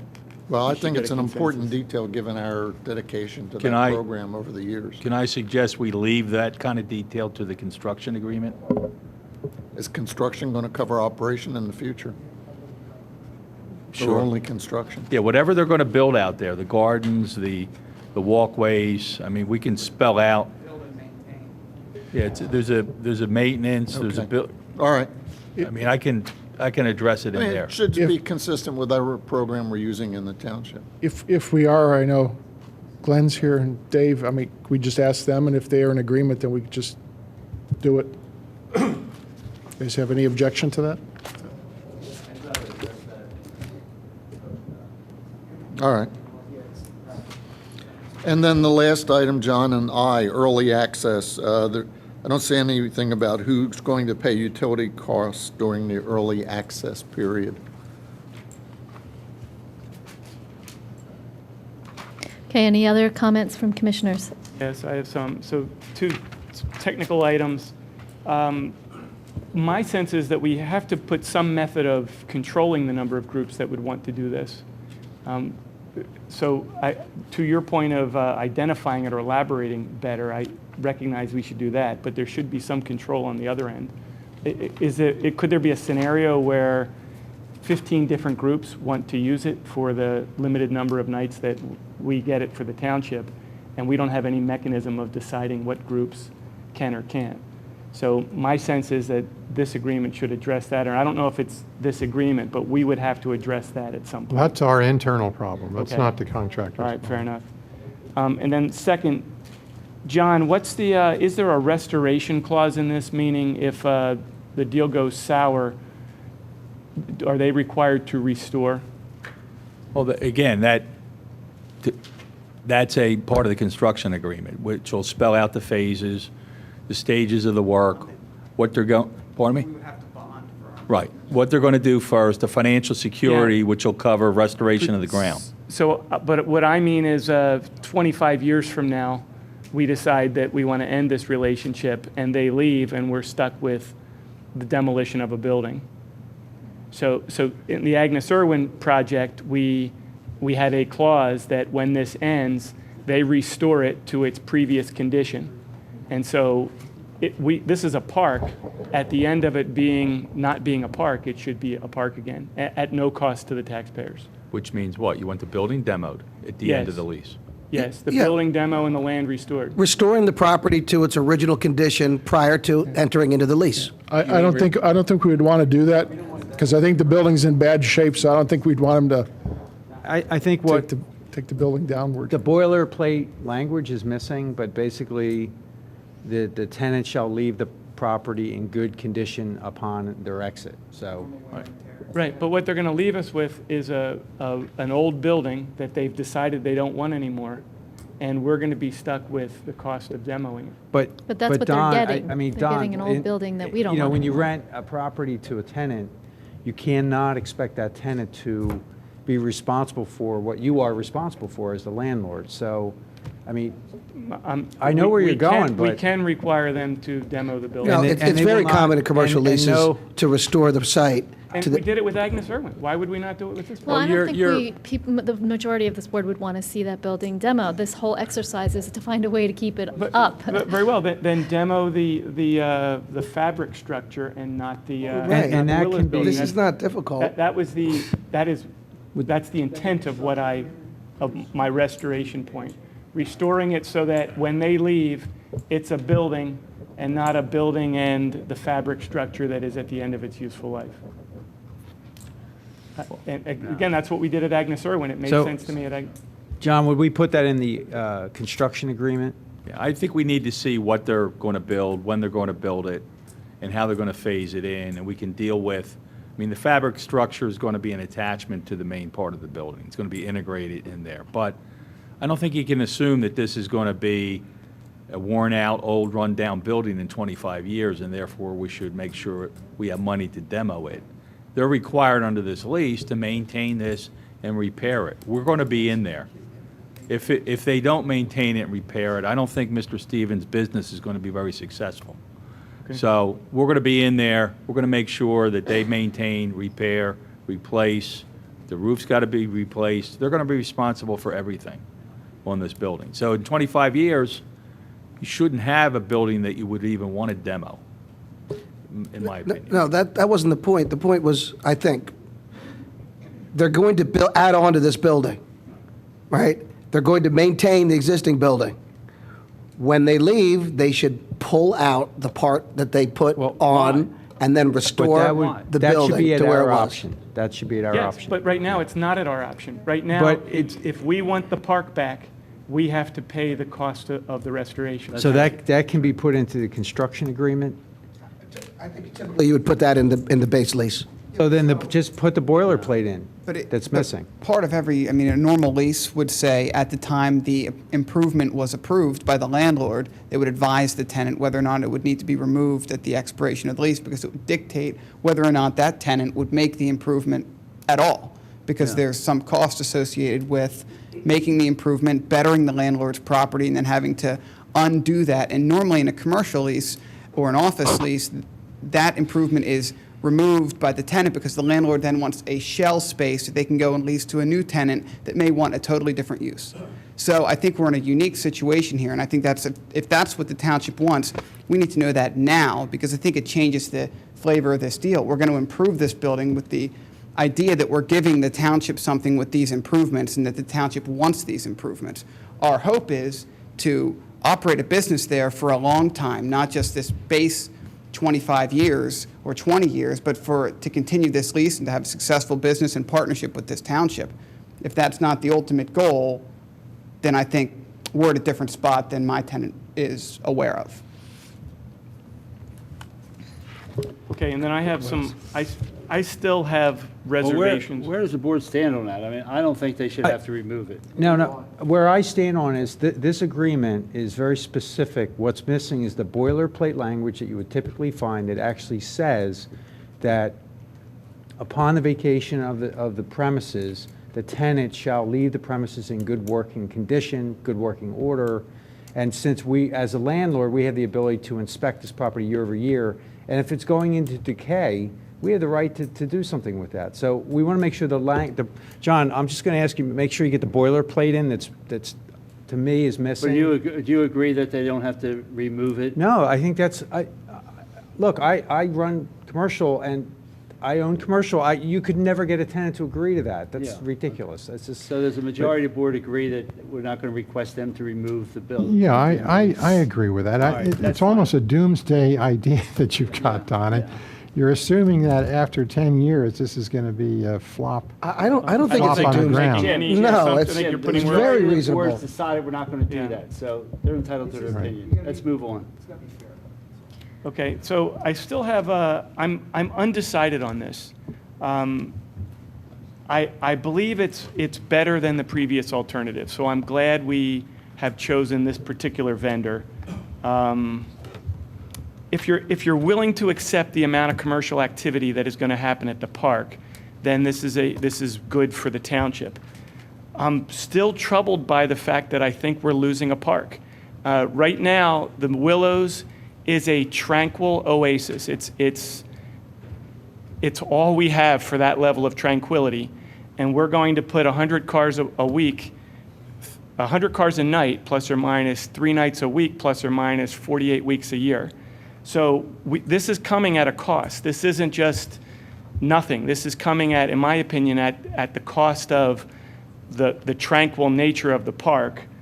It might be better. I know it's very thoughtful, so I'm not criticizing anyone's thoughtfulness on this. But to me, I think we're giving up a lot. I think we might be giving up too much. And then I do think we closed the door on the residential option too fast, meaning the all-residential option of a handful of units in the mansion itself. We put an RFP out. We asked for a lot in that RFP. And if we relax what we asked for, I'm not sure that we couldn't get an all-residential option that would preserve the mansion and not compromise the park. So in sum, I just still have these reservations, and I'm not sure how I'm going to vote when the time comes. Don, can I just I point would out point that- out to you that, like for the 13 years I was on the Parks Board, it was not unusual to have 2 and sometimes 3 rentals every week at the Willows. It's only the past few years that it's kind of fallen fallow. So that it's an unusual circumstance now. This is not the typical time. That is exactly the point I was going to make. Right now, it's quiet and sleepy and tranquil, but for decades, and in its heyday, And it when- was a wedding. and when it was that a was wedding going on, venue. it really So didn't what I'm detract saying is from the tranquil park. and sleepy is better than thriving commercial. And we're also going to have 100 residents across the street, or not, probably 60, right, is what the current plan has. Some say it's going to be upwards of 100 when the development is finished. So that area is going to have a level of activity that it doesn't have now, and we're going to convert a tranquil park into a hopping commercial activity, because they're going to do it right. They're going to do it in a way that a commercial activity has Well, to do it. I'm kind of hoping they do, so that we didn't, that's why we're doing this, so we'll save the mansion. But All right, so I really just think think you're saving the mansion at the expense of the park. I don't think it is at the expense of the park, Don. I was at that park all the time.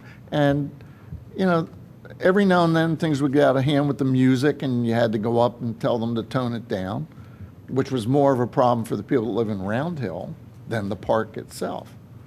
I don't really support your What percentage of the your view. property will be undisturbed as a result of this lease? I think none of it will be undisturbed. I think 75% of the property will be undisturbed. Now, when you put a band out on that patio, that music will carry out to that whole field. And if cars are coming and going, 100 cars The over the bands course will of the be evening. inside, they're not going to be outside. And most of the wedding activity is in the evening. The family use of that park is in the morning and in the afternoon. I mean, it's a compatible use, and that's why it worked for so many years as a wedding venue, because it is a park during the day. You have picnic tables, you have hiking trails. Now we have a great farm there. In the evening, most of those people are gone. In fact, I think the park closes at sundown. So you're not allowed to be in the park after sundown. And that's when this activity comes in. And so it has been a nice compatible use. Hopefully that will continue to work. All right, do we have any other comments? A couple, yeah. Just on that, a lot of the use will be in the afternoon, though, too. There's weddings in the afternoon. So I think just a couple of quick points, Dave, on, once again, the due diligence items, if we could have, I think it's important to get pro forma financials, balance statement, and balance sheet and income statement. And I recognize I'll have to put something together, but I think that'll be helpful. Number two, I think that the expenditures are really not detailed enough here. We should have drawings and the expenditures, and most importantly, the schedule for the expenditures is a material element to the lease and should be included as a provision as far as some schedule when they're going to expend and how much is going to be expended at what time. And if they fail to do that, we could waive it, but it should be an event of default. Also, I agree that the consent for either should be the township should consent and or have right of approval for the extension of the term of the lease. And also, failure to maintain the property should also be an event of default. Those are my Okay, items. any other They're comments? commissioners' ideas, they're not written in stone. And I agree with Don that really what you're doing is you're selling the Willows for $81,000 a year, which is a very low number. So I think that if nothing else, $81,000 plus 3.5% over $1.5 million is really selling this very cheap. I think it's not nearly enough really to do this, but that's just my view. Okay, are there any other comments from the board? Now, we've had a lot of. Wait, I input just here. want to make a comment. I want to thank Tammy Cohen and Bob and John for working on this, getting this moving, because this has been going on for a couple of years. And I maybe disagree with Rich, what Rich said. I think this partner is going to invest millions of dollars into a township asset and will save taxpayers millions of dollars initially, and then lots of money over the next 20 years. We were spending money to maintain this property, and now we won't have to. So this building and this structure, so we won't have to. And there's a lot of value here. So thank you to the partners for coming to us with this proposal. And thank you to staff for being patient with the board and, allowing us all to work together at this solution. I appreciate it. Thank you. It has been a long road, but we are almost there. So, given all of the tweaking that we had going on up here, I'm not sure that we're in a position to introduce anything tonight. So I'm going to suggest that that the parties get together again and sort of add in everything that there was agreement on. There were one or two issues that there wasn't agreement on. If there are any issues that you heard tonight that are deal breakers, obviously, you'll let us know that, and that will come out in our next discussion. So then perhaps by the August 18th meeting, we can have a revised introduction. Is that realistic? Yeah, move the table. Yeah. So I'll move to table the introduction since I made the motion. Just give me a second on that. I'll second that. You And are then meeting on we'll July vote to 28th also. Say that again, John? You're also meeting on July 28th. No, that's just. Yeah, I don't know that that's a good idea No, to do that's it not a then. good idea. Is waiting until August 18th problematic in terms of the timing of? Mm-hmm. Why don't we just introduce it and come back with something?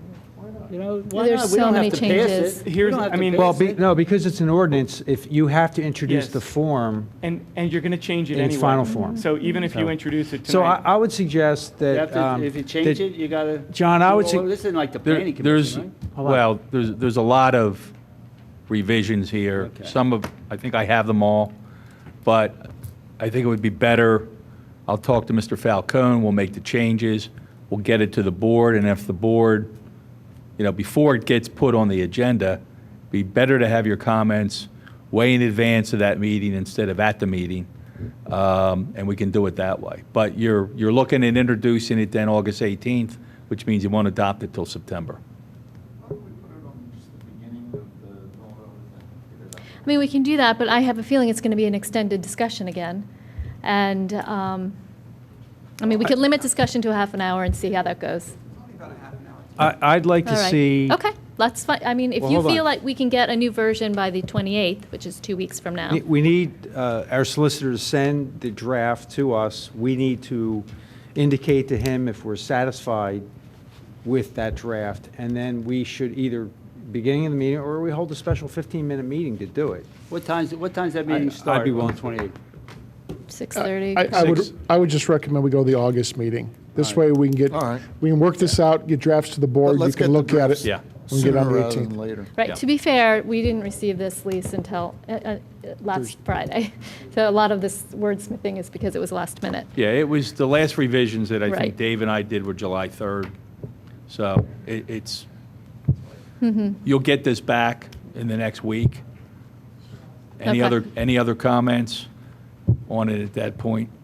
Any input anybody has? Well, Dave? again, do we have any plans at all that are more developed, that we could have some kind of schematics? There's really, Well, but that A was all dearth. presented to us. nonetheless. Rich, you can't have plans until they know that they have the right to go on there and build, and then they've got to engage an architect, they've got to do the building permit plans, and they got to lay out the phases, and we have to put a number on it so we know how much money needs to secure that. So you can't, Well, I would submit that we ought to probably do all that before we sign a lease. I think that would be prudent. But even still, we had more detail in the presentations than we have here that's attached to this lease. All right, so there's a motion to table on the floor. Although, is there any staff comment or public comment on that? All those in favor say aye. Aye. Any opposed? That passes 7-0. So we've tabled this, and we'll get a revised version for everyone to comment on, and then look to introduce that in the August meeting. Okay. Thank you very much for coming in. All right, Commissioner Fisher, we have another item on personnel and do. administration. And this is going to be shorter, I think. Yeah. I'll move to introduce ordinance 2014-07. This is approving a lease agreement between the Township of Radnor and CTI Towers Assets 1 LLC. Second? Commissioner comments on this? Just a quick, brief comment. This has to do with the tower that is actually behind the building here, that's been here for decades, that way. And we've had sell equipment on that tower for a long time, and this agreement would allow us to continue that relationship and actually get paid more for it, which is a good thing.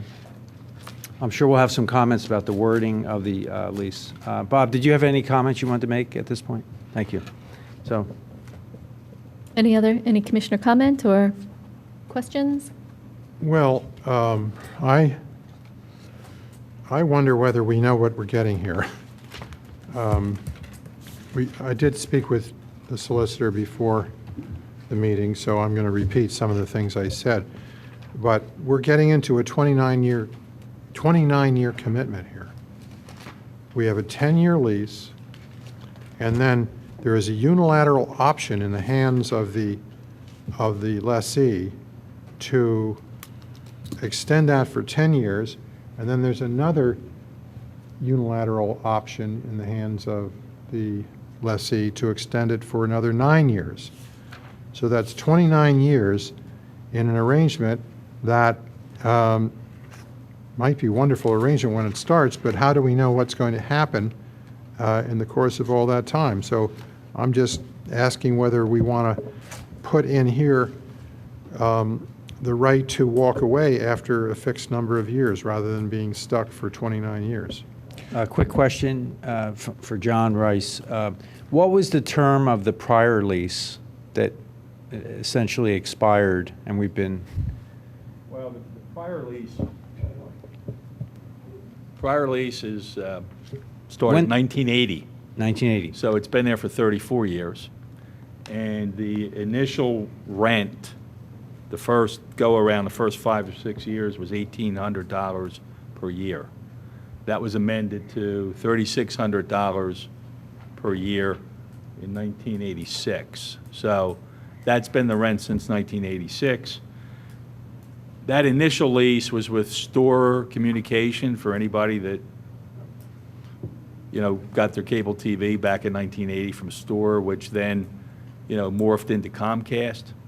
But that initial lease was tied into into your cable communication agreement, and it's essentially expired, that initial lease, and we've been operating under the same terms while we negotiated this over the last year and a half or 2 years with the new entity, and there's someone here from CTI. CTI is a spin-off company from Comcast. So all the towers that Comcast owned, I assume all over the country, they've spun off to the new company who is going out and renegotiating new agreements. So that's how we arrived at this. You do have some other users on there. Other than what's shown here, there's a Verizon user on there for which I think you get about $9,000 a year. There's a T-Mobile user which you will share revenue with CTI as it continues on there. So this is a vast improvement. This is more like what the market value is today for leases. This is pretty standard lease language, including, I know Jim's concerned about the length. And I don't want to speak for the tower companies, but I know that they won't invest in these sites unless they have a long-term lease, because they own it, they maintain it, they paint it, they fix it, they do structural studies of it to make sure it's structurally sound, and we get those reports. They're providing emergency services on there for free. They don't have to do that, but they do that, and they intend to continue to do that. So, but that's the short history of this tower, and the revenue, of course, is substantially more under this. And the monthly proposal. lease will go from a yearly lease to a monthly lease, right? Yeah, it's basically, I put the principal terms in the resolution. It's 29 years. They're prepaying it's $2,550 a month, and they're prepaying the first 10 years. So the township sees a payment of $255,611, which covers the first 10 years. There's going to be one additional carrier on there. There'll be a $10,000 fee, and then the T-Mobile's on there now. We'll share the revenue with T-Mobile. And you also have Verizon revenue, which is not being changed by this at all. That will continue to be paid. And that's a revenue share, too. CTI gets some of that. We get some of that. Are you the gentleman from CTI? Would you like to say anything? My name is Tony Peduto, and I'm the CEO at CTI.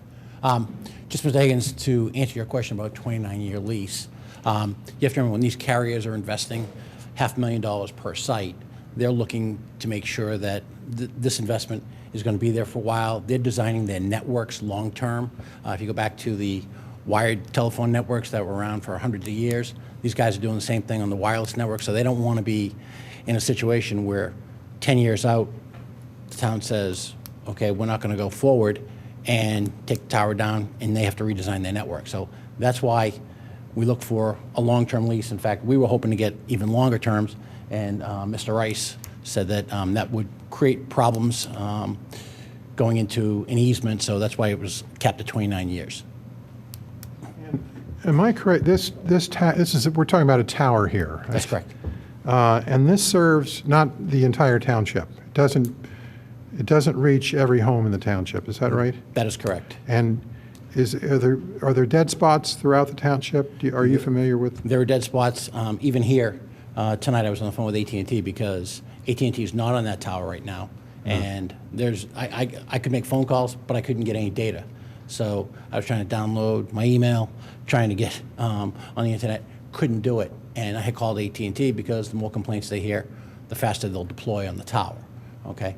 And there are other dead spot areas up at the Willows. Yep. There's a dead spot. Ithan Park is another dead spot. And so I've actually looked at 3 other spots on town property to see if it made sense to construct another tower. Of course, we wouldn't do that unless we had carrier interest first. And you mentioned AT&T is coming in as a sublessee. That's correct. Are we getting any improvement from you, from Comcast under this lease? You will get a $10,000 payment. No, I mean technological improvement. Oh, once AT&T deploys their antennas will cover this immediate area, okay? The tower in and of itself, if it needs any improvements to handle AT&T's equipment, AT&T will foot that bill. Can I ask a dumb question? Why are you involved? Why don't we just deal with AT&T? Well, because we own the steel, okay? Comcast owns that steel and that structure, and that's why you're dealing with us. Okay. All right, I'll move the approval. I already I'll second it. introduced.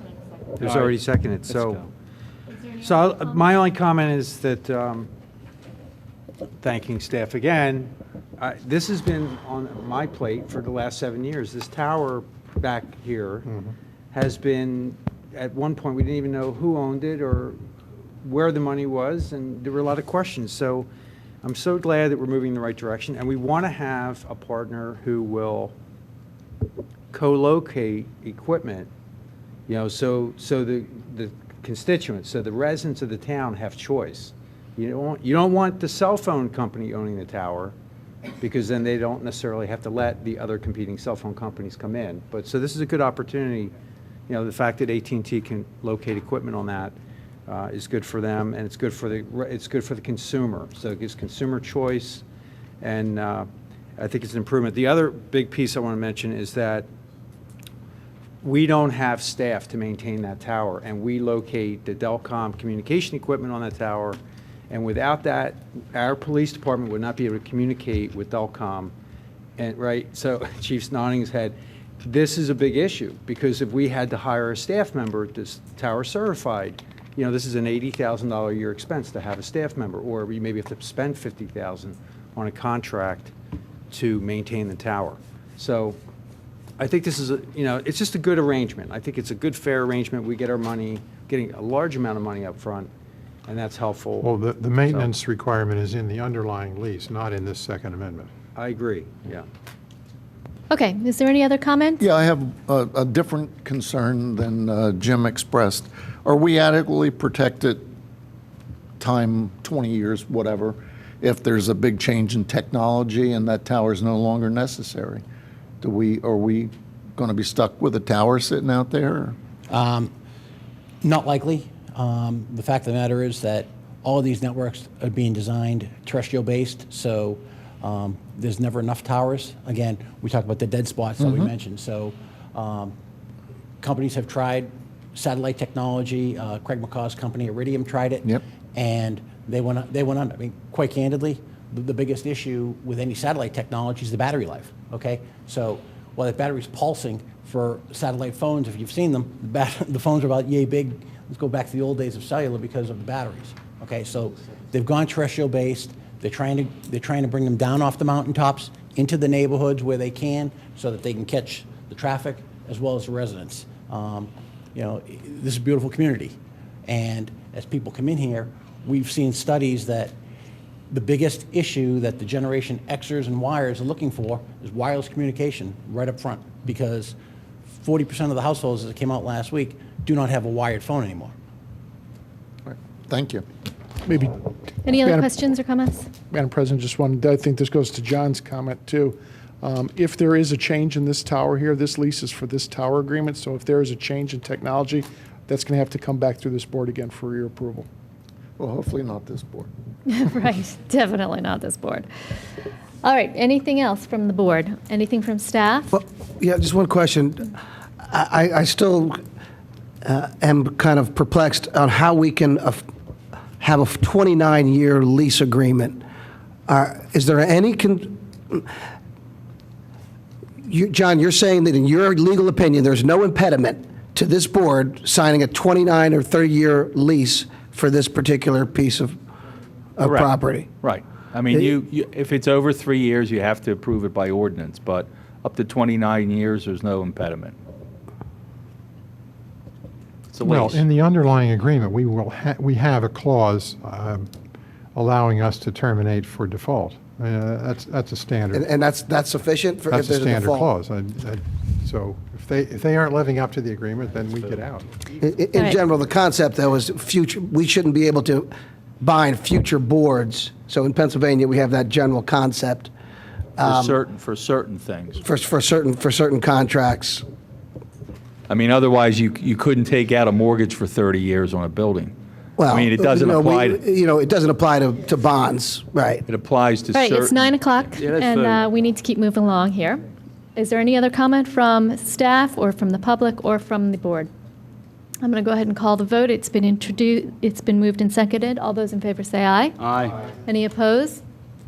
It passes 7-0, so the ordinance is introduced, and it will be on probably our August agenda for approval. Thank you. Okay, thank you very much.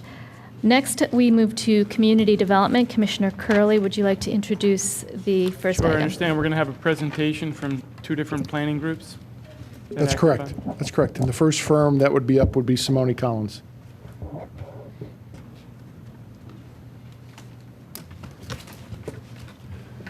Thank you for waiting. Sure. I'm sure it was scintillating to listen to.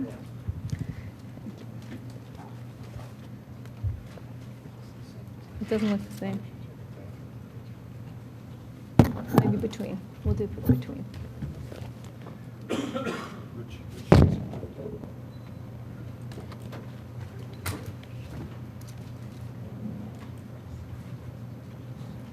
Thank you all very much for your time this evening. It's nice to see you again. My name's Peter Simone, and with me tonight is William Collins and Justin Keller. You've gotten to know me a little bit through working on the Greenway Plan and also the Veterans Park Plan, and we've done a little bit of work on the Villanova project with Mr. Kazansky. And in addition to my almost 40 years of experience, we've worked with lots of universities, done a lot of planning, and I assume you've seen our proposal that we submitted. Bill Collins, my business partner here with me tonight, has done a lot of work with SEPTA in station design, and I think SEPTA is an important partner for the township as you move forward with lots of planning initiatives.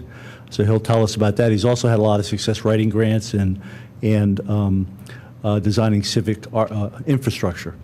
Justin Keller, who's a planner and landscape architect, has done a lot of ordinance work that he's going to tell you about, including some fairly innovative work at the King of Prussia Mixed-Use Zoning District in Upper Merion, which is really a competitor of Radnor's in terms of creating a good business environment for existing businesses and new businesses, et cetera. So he's also worked in several townships, which you can see there, and reviewed lots of land development applications.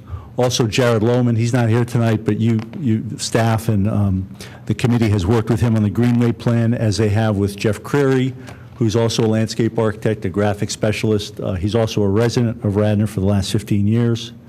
And also another staff member that the township has worked with is Sarah Leeper, who's been our lead designer for Veterans Park, and Ms. Cohen and Mr. Township Manager has worked with her. So the 3 main planning initiatives that you mentioned in your RFP, you can see pictures of here, and they're going to certainly affect the township for many years. And in addition to the things you might be concerned about, there are also great opportunities for the township to keep it as a premier community in the region. I just saw your new Best of the Main Line signs driving over tonight. So I mean, you obviously are a prestigious place to live, work, and play, and I think that's the great opportunity with these proposals and others that will come in front of you. There also could be a number of things that we've had just preliminary discussions with and heard about with staff in terms of a new comprehensive plan and a comprehensive rec plan. Implementing the Greenway plan, should that move forward, filling the gaps in sidewalks that are important, also in that whole connectivity through the township. And you heard some really interesting discussion tonight about it in some neighborhoods that people really want to walk in the township and be able to do that safely.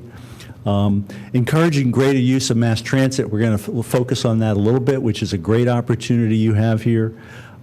Energy conservation and sustainable design practices are changing rapidly, and they're going to continue to evolve, and I think the township needs to be in a position to take best advantage of those technologies. And also, your many universities, their demographics are changing, as you know. They're going to have new challenges in the years ahead. They're going to have to look at different ways that they maintain their institutions, and that's just a growing trend across the country. So these are all challenges that can also be great opportunities for the township, and you're going to face these challenges in the face of scarcer federal and state dollars for grants and infrastructure improvements and that type of thing. So you have to be very creative. I mentioned your tremendous mass transit resources. You've got 11 mass transit stations. You've got bus service. You've got an interchange on the Blue Route. So you're really a transportation village. Most communities would die for the transportation infrastructure you have. So I think that's one of the many key attributes of the township. And if we look at the biomed site that I know you're looking at in terms of an ordinance, we have the site that you're looking at. You've got these mass transit linkages, including 2 train stations that are very important. You also have, via the trail plan that we've had the opportunity to work on, proposed trail routes, and Commissioner Schaefer, I think, honed in on those a couple of weeks ago, that's a great opportunity with this section of the township because you can create better pedestrian and bicycle connectivity here. Then you've got these other traffic generators and destinations, the 2 schools, other offices, commercial enterprises. So you've got a lot going on in this precinct of the township, as you well know. And so in the little bit of information I've been able to look at on the biomed proposal, you've talked a lot about access to mass transit, and certainly making better connections between the 2 train stations is important. But you've got all these other generators that you want to connect to mass transit. And how you do that in the long term is going to be, I think, much more important and much more relevant to the township than the biomed proposal on its own. So you've got all these connections, and if you look at how you enhance mass transit use, this is an important piece of the puzzle. So right now you're focusing, as you should be, on the biomed thing, but in the long term, I think you have to look at the whole district. And how do you get these other very heavy traffic generators, even with no increases of density in the near term or in the future? How do you get more people on mass transit? And there are a number of ways to do it. If you look at the township manager and the township engineer, we talked about several days ago, how do you modify behavior and how do you get more people to use mass transit? And all the studies you look at in mass transit, it really relies on the efficiency of the transit system. And we all forget that SEPTA was rated in 2012 the best mass transit system in the country. So no matter what our perception is by their peers, they've been judged to be an excellent mass transportation system. Beyond the functioning of the transit system itself, there are a number of things like improving walkability and bikeability. SEPTA is going to have smart cards later this year, early next year. That's going to increase convenience. Having convenience retail on the way as people walk to these stations in this precinct. Also having real-time data available to people, not just a schedule, but so they can download real-time data where the train is at this instant, so they really know if it's 10 minutes late or 8 minutes late or 7 minutes late. That makes a huge difference in convenience and getting people to use mass transit. A red bike system, this is a big enough district that could work here, that you have free bikes with chips so people can go to the train station, and even silly little things like an umbrella share system. So if it rains on a day like today, you don't get soaked and you don't get discouraged from using mass transit. So here's a whole list here of what you can do. And real briefly, or for a couple seconds, my partner Bill Collins is going to talk about his work with mass transit and how it's really so important to Radnor. Thanks, Pete. Bill Collins. I'm the other principal at the firm, and we're a studio firm. Each of us has different expertise. I had the opportunity to work for 5 years for SEPTA. We did the 2 phases of study, including 30 station site designs that tied all the infrastructure for walkways, the trail system, the bus transit, and a little bit of TOD aspects for the 30 sites between Reading and Philadelphia.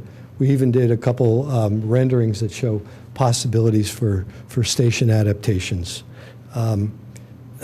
We have a collaboration with SEPTA established, and this is one aspect of partnerships that come directly out of the planning process that you're going into. The other one, and yep, thanks, is the potential for finding funding sources, negotiating them, writing the grant applications, and bringing the money in for the projects that you identify in your planning. We have a lot of experience doing that. What you see up on the screen is a proposal that we did for Solebury Township up in Bucks County. We wrote grant applications for them in 2007 that raised $1 million for a trail system with connections to the National D&L Trail. That project got implemented. 7 years later, when the funding sources were available again, those plans were in place that we identified to go after more money, and we just got them another $1 million and this project shows on the left the existing state highway system. On the right, it shows the proposed, which would include a road diet, which changes the infrastructure, takes an over-allocated lane and removes it, puts in stormwater facilities and a separated trail. And these are the kinds of improvements that can happen in these districts. Yours would be a little bit different, each one is, but the other one that we just helped write and was funded was the Pottstown walk and bike improvements. So out of this round of the federal grants for the Philadelphia area, which was about $7.5 million, we were involved in over 25% of that for 2 clients. These are achievements that we've done for 25 years, and this is what we can do for you. We can help you position and aggressively go after the funds that you decide to. I can answer other questions if you have them. Thanks, Bill. And I should mention that, that transportation infrastructure I talked about in the precinct there around Biomed. That's something that I think the township has to take the initiative to show the private sector where you want it to go in terms of creating that infrastructure and connectivity. And it's a partnership deal. The township manager asked us what tasks we thought would be necessary for the planner, and there are lots of them, and rather than list the tasks, we thought we would just list for you some of the things that, in terms of experience and sensibilities. Bill just talked about grant writing. We've worked with a lot of the attorneys who are already involved with the projects on both sides of the table. I think we've got an expertise in sort of thinking on our feet in contentious meeting situations, which, these things always get emotional. We need to be your trusted advisors. We need to give you the information you need to make informed decisions for these projects and others that come before you. And I think that's our key role, to give you the tools you need to make the decisions you need to make. Also, we make a big point of listening to stakeholders. That's so important. I think we've exhibited that with our Greenway work, where we've had some very good suggestions. I think they've made the plan better. We've listened to your constituents, ultimately our constituents, and tried to make the plan better. We've done a lot of work with mass transit, as Bill mentioned, universities, public and private sector projects. We've done a lot of complex zoning ordinance and saldo writing. which is invaluable if we're reviewing something from an applicant. And also graphically, I think we're very good, and really Jeff Creary, who's the resident, township resident, who works with our firm, he's really does excellent work with graphics, illustrating concepts, which is a huge part of a communication challenge with communicating things to everyone, really. Also, I think we're very sensitive to both the physical implications of what we plan and the political implications. We have to be sensitive to that. We know that everything on the surface isn't always as it appears, and we have to understand those subtleties as we go forward. Justin's going to talk just briefly about some of the work he's been doing in King of Prussia in the mixed use district. Hi, I'm Justin Keller. I've been with Simone Collins for about 9 years now, and as a part of the team, I bring the experience of the land use planner, zoning and subdivision and land development specialist, as well as working with the community. One of the areas that we're currently working right now is in Upper Marion Township in the King of Prussia Business Improvement District. There, we're working for the Business Improvement District to pass a ordinance for a mixed-use office park. It's about 600 acres, mostly light industrial uses, and we're transitioning that to more of a mixed-use industrial with some small personal service retail type uses, as well as residential uses. Is that on the old golf course? That is north of the turnpike. So North. that's not the old golf course area. It's just north of that. One of the things that we're doing there is offering developers incentives for sustainable design guidelines and practices. So what we've done there is linked certain thresholds of development to LEED Silver or LEED Gold standards. It was something that the township and the Business Improvement District really wanted, and it's something that they're getting back in exchange for allowing for this additional development. And they've also somewhat predicated this ordinance on the potential expansion of the Route 100 line. So there are areas that would be allowed for a higher density along the main arterials as it stands now. And then we're also looking at things for higher aesthetics in the form of building design, streetscape design. One of the other concepts here is to actually have a linear park along both sides of the roadway. In a sense, you'd have a 25-foot wide swath of green with a trail going in between it so that residents or workers could walk to some of the destinations that they would like to on their lunch break or even potentially bike to work. And we've been working closely with the township and as well the private sector to do this, which is very important. Another mixed-use zoning ordinance we're working on is in Hampden Township in Cumberland County, Pennsylvania, which is one of the fastest-growing counties in the state, as per the last census. And this is another example of a lot of the work we do, which is kind of reinventing the suburbs, looking at the suburbs in a different way, in a new way, to repurpose them for the 21st century. This was an aging corridor along Carlisle Pike in Cumberland County, where they have swaths of parking and then shopping centers set far back from the street. And what they wanted to do here was kind of create more of a town center type of feel. There was a previous zoning ordinance that was written by another firm that went up in flames, and we were brought in to kind of rectify that situation and move the process forward, which thus far we have been very successful in doing, because we have a very in-depth public participation process and a very transparent process for developing our ordinances and our guidelines, where we really involve the community, we listen to their ideas, and one of the sayings is that eventually development is going to happen, so you can plan or be planned for. And what we try to do is try to get the community's input so that we can get things that the community wants in exchange for the development that's probably going to happen anyway. So this is what we're doing in Hampden Township as well. So we've developed 3 different zones, each taking a different approach. We've left the underlying zoning in place, and instead we're coming in with an overlay zoning district, which is based on having a larger lot size so that parcels could be consolidated and reduce the amount of driveway entrances, which are creating traffic on the Carlisle Pike. So that's just one of the ideas there.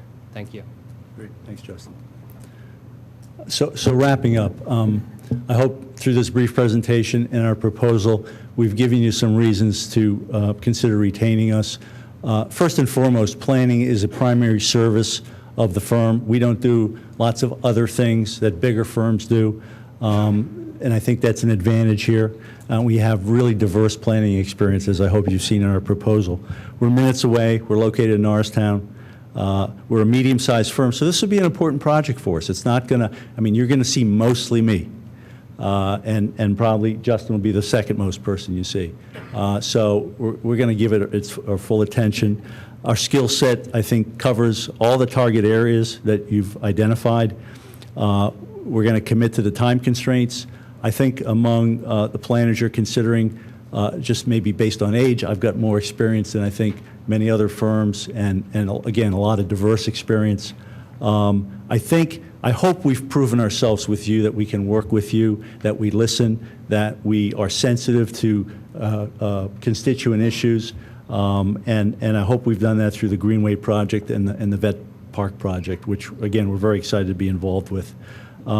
We've actually worked on SEPTA project. Bill was the leader on that. Jeff Creary did a lot of the design, and also I worked on the SEPTA project when we worked for them. And again, we have a good relationship with Mr. Kamadi, their strategic planner. He's been involved with some of our projects as a SEPTA as SEPTA over the last couple of years frequently. We really do return phone calls when a resident calls us. And the reason we do it, it's self-serving to a degree. It saves us time in the long run. If we can handle a concern or a criticism or a suggestion over the phone, it results in a shorter meeting when we come to meet with you or meet with the public. So we feel it works to our advantage, and it also lets people know that we're listening. And that's, as you know, that's critical.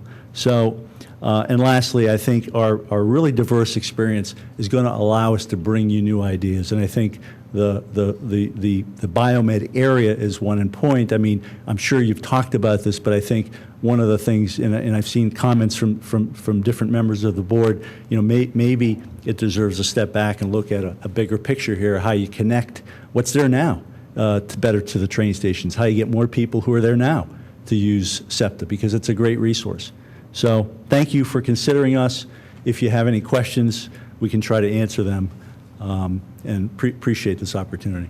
Peter, what's a slip ramp? A slip ramp is, if you've been on the Turnpike at 29, at the new office park there that they just built. Have you been on the 29 slip ramp? It's a ramp you go on with an easy pass.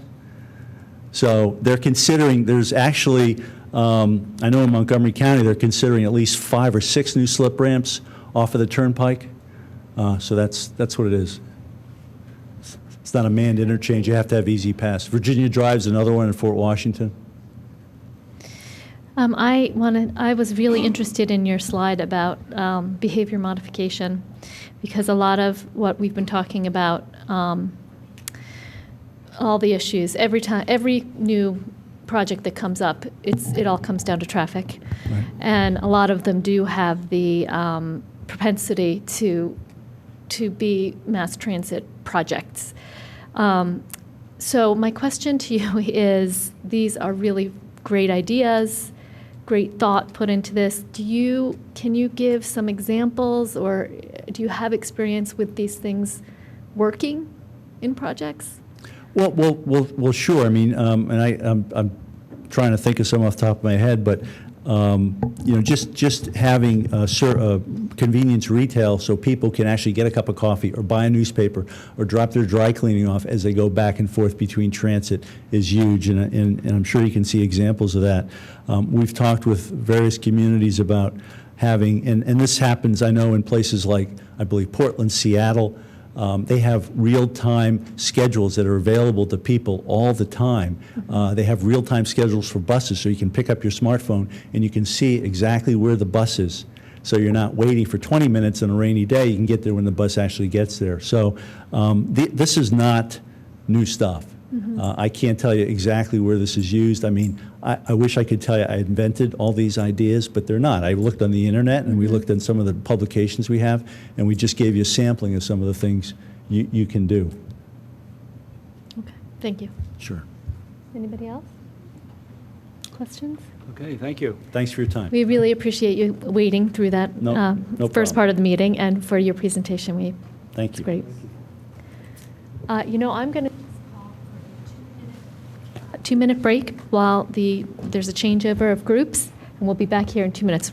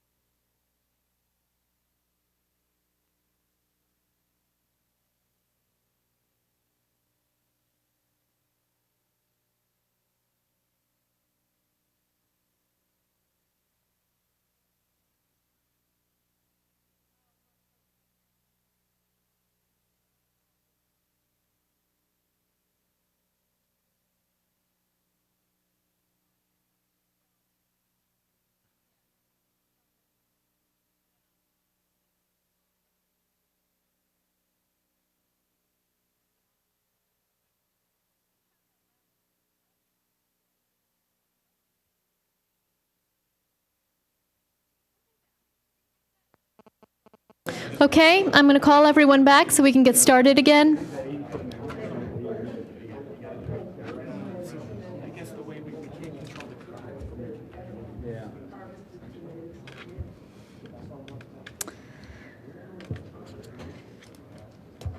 We're missing Nagel and Higgins. Okay, now we have another presentation from Ritu and Associates. I'd like to go ahead and invite you up. And if you could introduce yourselves, and yes, Okay. great. We've all received your statement of qualifications for planning services. Thank you. Good. Well, good evening, everyone, and it's nice to be back in front of you a month later. I am Steve Gabriel with Ritu Associates. I lead our community development group. With me is Grant Smith, who leads... Group Manager in Land Development. Yeah, and as I said, very glad to be here. Looking forward to a good discussion, and certainly we would like this to be as conversational as you're comfortable with. So we will keep our opening remarks fairly brief, and then be glad to entertain any questions and discussion back and forth that we can have. So let me lead off by giving you a little bit of history on Ritu, both for your benefit as well as the audience's benefit. Ritu started out as a 4-person firm back in 1969. And so we are celebrating 45 years in business this year. We have grown to a firm of about 375 employees with offices, 9 offices in total, spread over 4 states.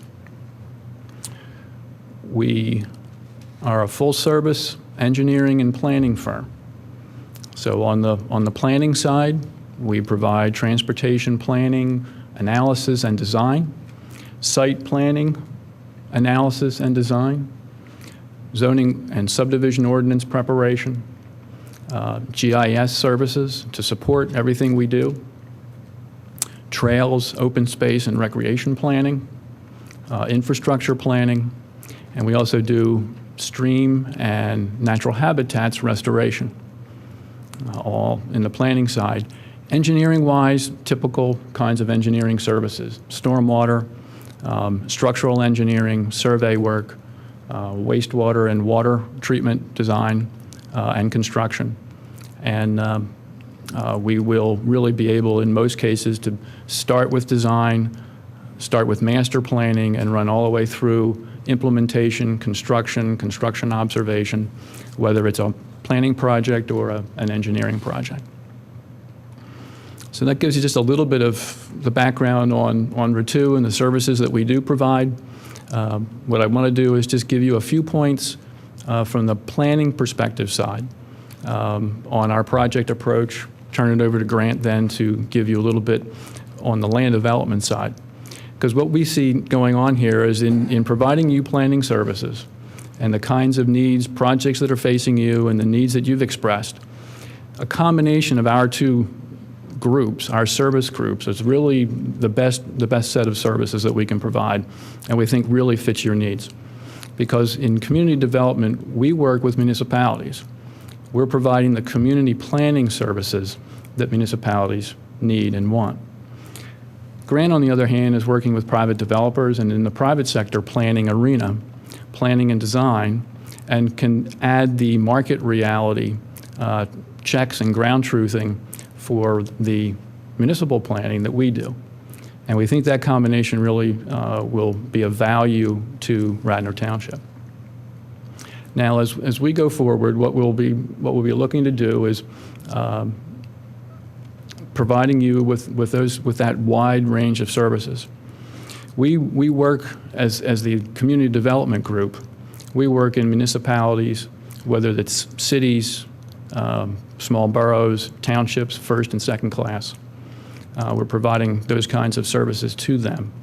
And in doing so, we're being interdisciplinary and being able to pull on all those engineering services that I mentioned before. We can do that all in-house, do it very efficiently, and keep projects moving, keep them on budget, keep them on schedule. We'll, in providing those services, our planning group, we have about a half a dozen community planners at RITU. And all of them are serving as chairman of planning commissions, have served or are serving as zoning officers right now for municipalities. And in my case, I've been a municipal manager, both as a full-time manager as well as an interim and acting municipal manager, township level and borough level. So our planning work is, I think, informed by those practical, hands-on experiences. What works and doesn't work is something that we're dealing with all the time, either as planning commission members or as township staff members in one way or another. Currently, we are serving as the township planner in Lower Moreland Township, Montgomery County. We've been there for about 3.5 years, and the role there we see as being very similar to the role that we would play here if selected. The work that we're doing there is a team effort. We work with the township manager, the board of commissioners, the planning commission, and the rest of township staff, zoning officer, assistant manager, and their other consultants, solicitor, township engineer, and on occasion their transportation engineer. We are providing plan reviews, development plan reviews for them. We've overhauled their zoning ordinance and have assisted them with a streetscape project and a little bit of grants work on some trails improvements. So we see a lot of similarities. There's been the market shift recently. A lot of redevelopment needs have surfaced in Lower Moreland, as you are facing here. So we see some real strong parallels. Our intent, if selected, would be to serve as an independent planner, teaming with your staff, with yourselves, and with your other boards and commissions, but to serve as an independent planner to provide objective reviews and analysis. And through that, by listening very carefully to the issues and concerns that are here, developing practical solutions, we want to help you continue to build faith in your planning and development process. And we see that as an important role for the planning services that we would provide. I'll turn it over to Grant for a few remarks, too. Thank you. Good evening, everybody. From the land development side, we've worked with large national developers as well as local developers in all different kinds of land use. Those things help inform Steve's effort from the community planning side.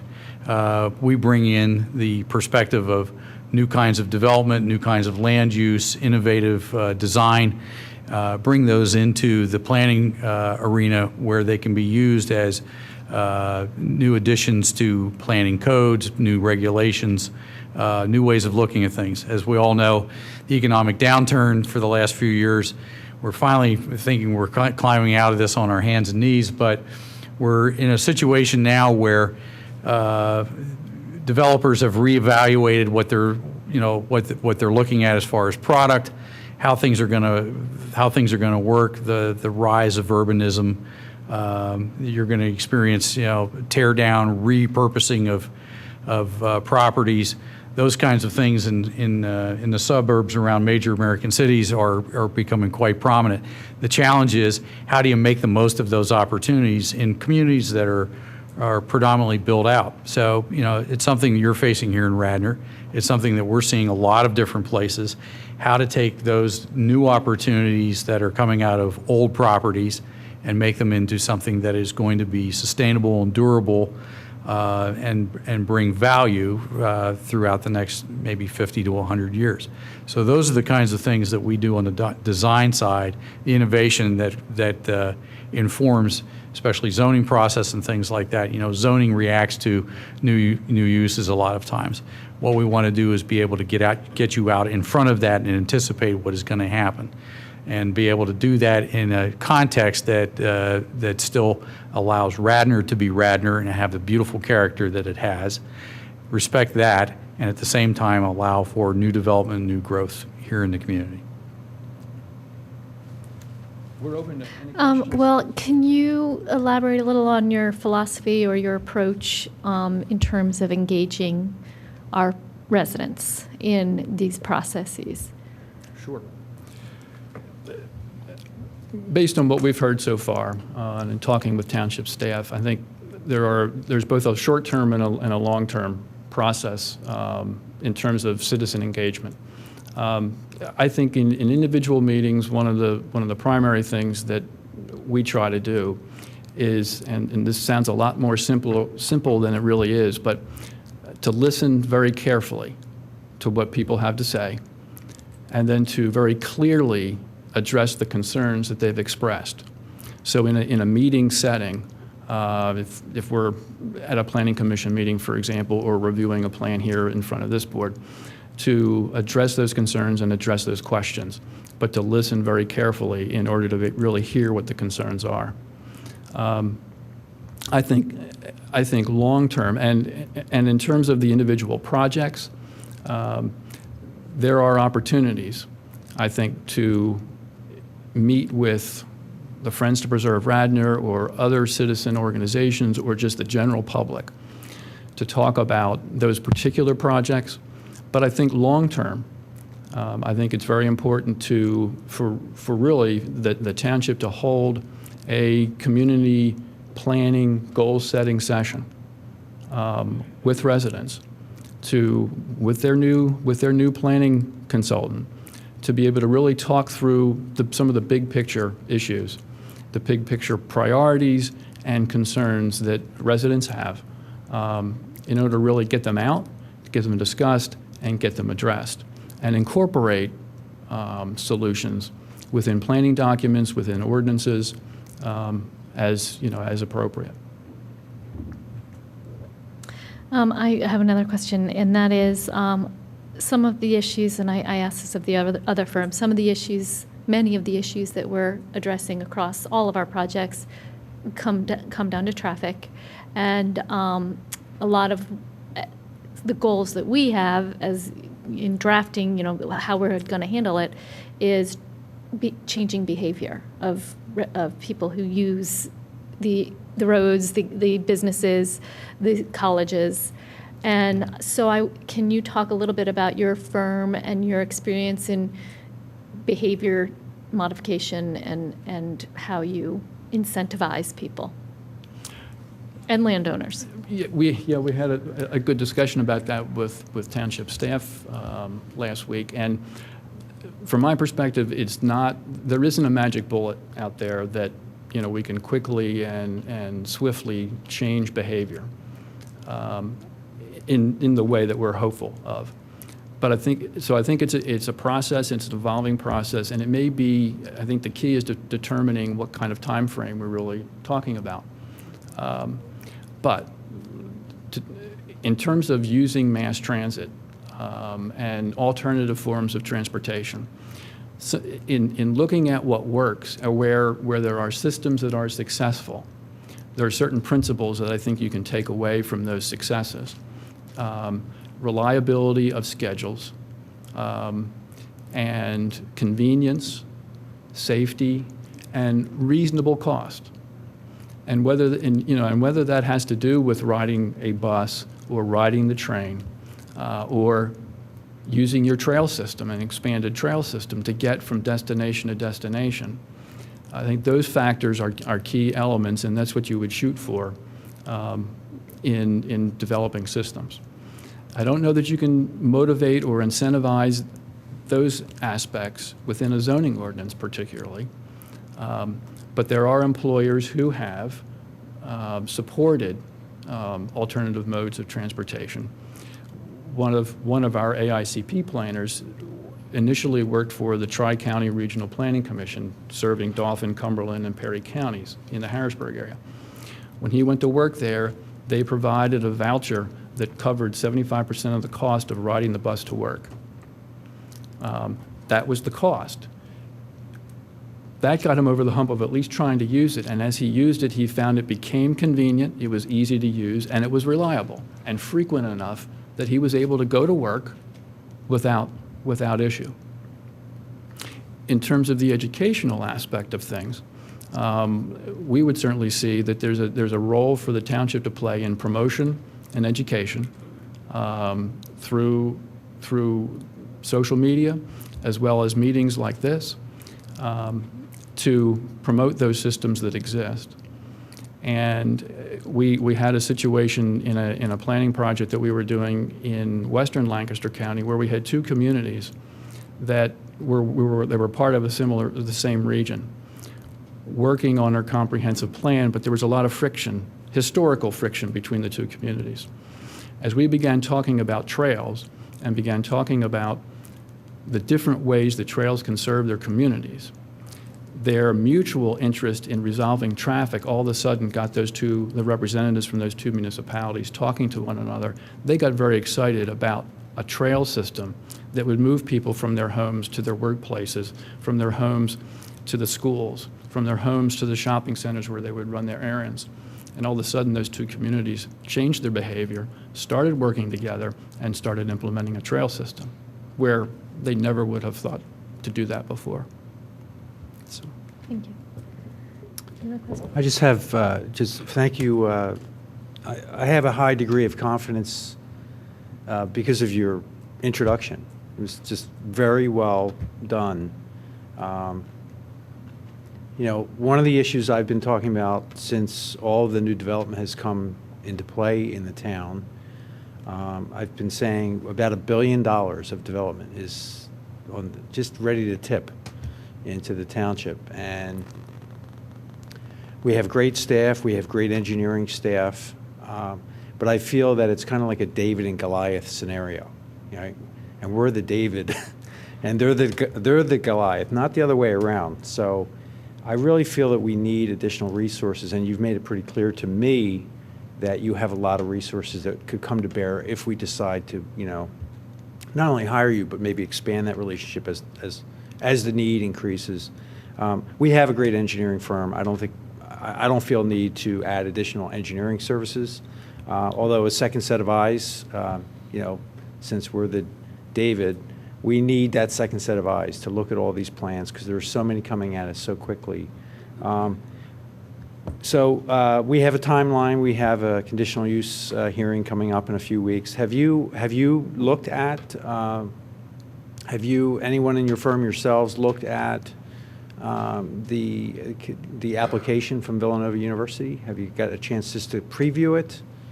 We haven't looked at the application per se, but even before the interview process, we had begun to collect background information on the Villanova proposal and situation. And, you know, through the township website and other internet availability of information, just to get a sense of, okay, here's the proposal, here's the kind of discussion that's going on at commissioners' meetings, and here are the concerns that residents have expressed. Just to have some basic groundwork and familiarity with that. Not to say that, you know, anything that, you know, our participation would change decisions that have been made, but simply to see, you know, where everybody is at this point.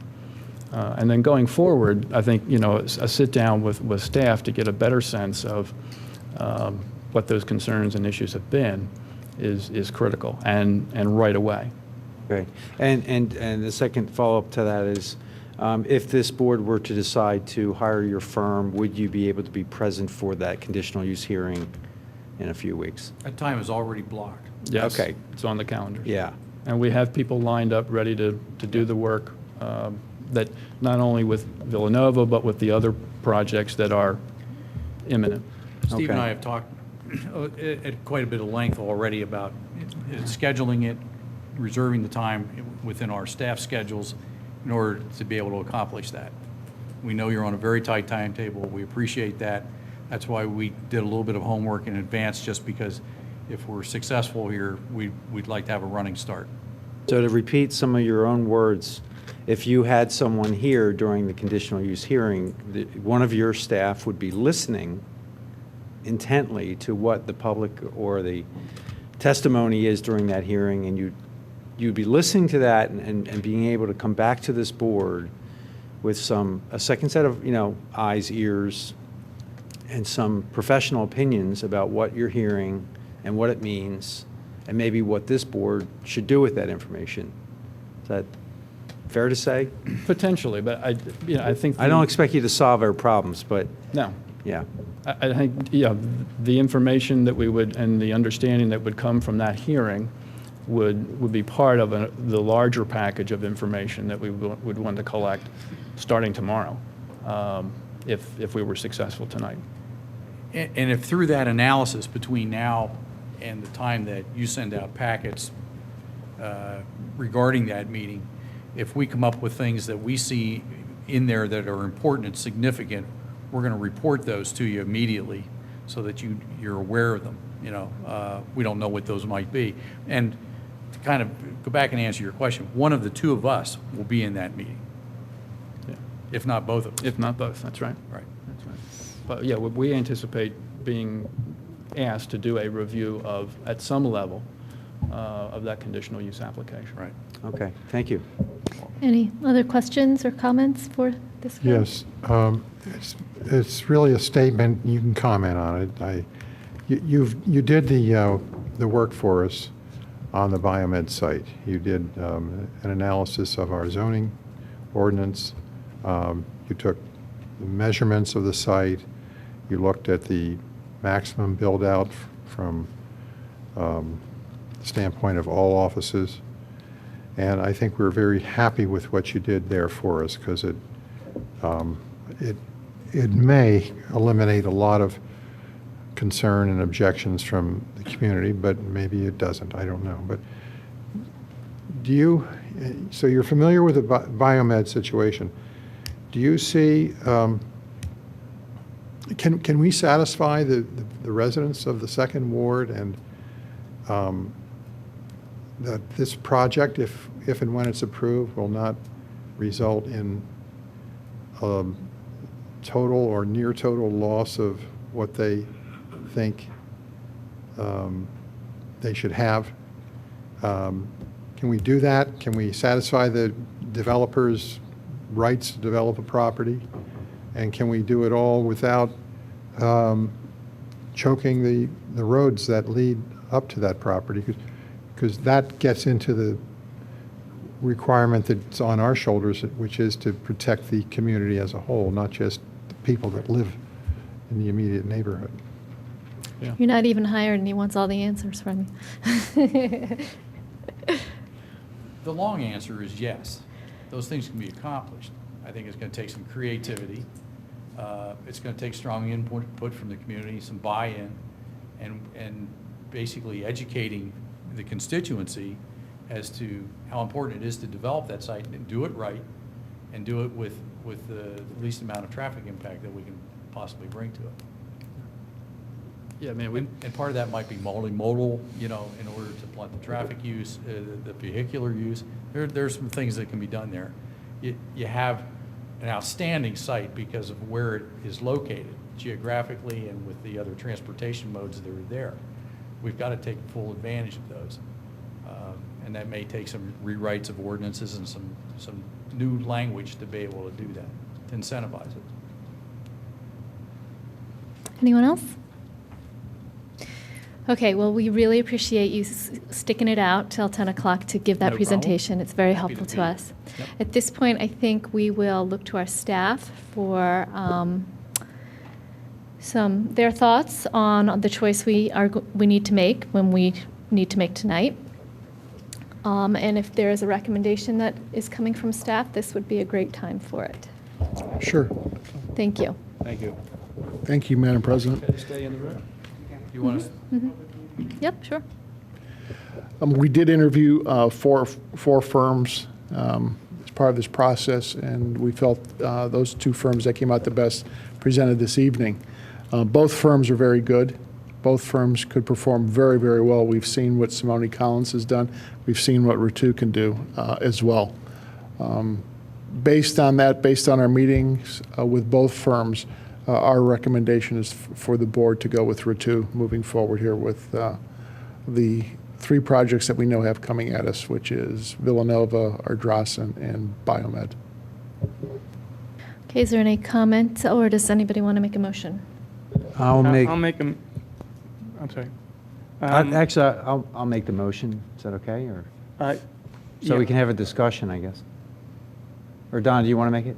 I'm sorry. I'm sure Ritu's going to do a great job if we hire them, but my sense, I got a comfort with Simone Collins, and my motion would be that we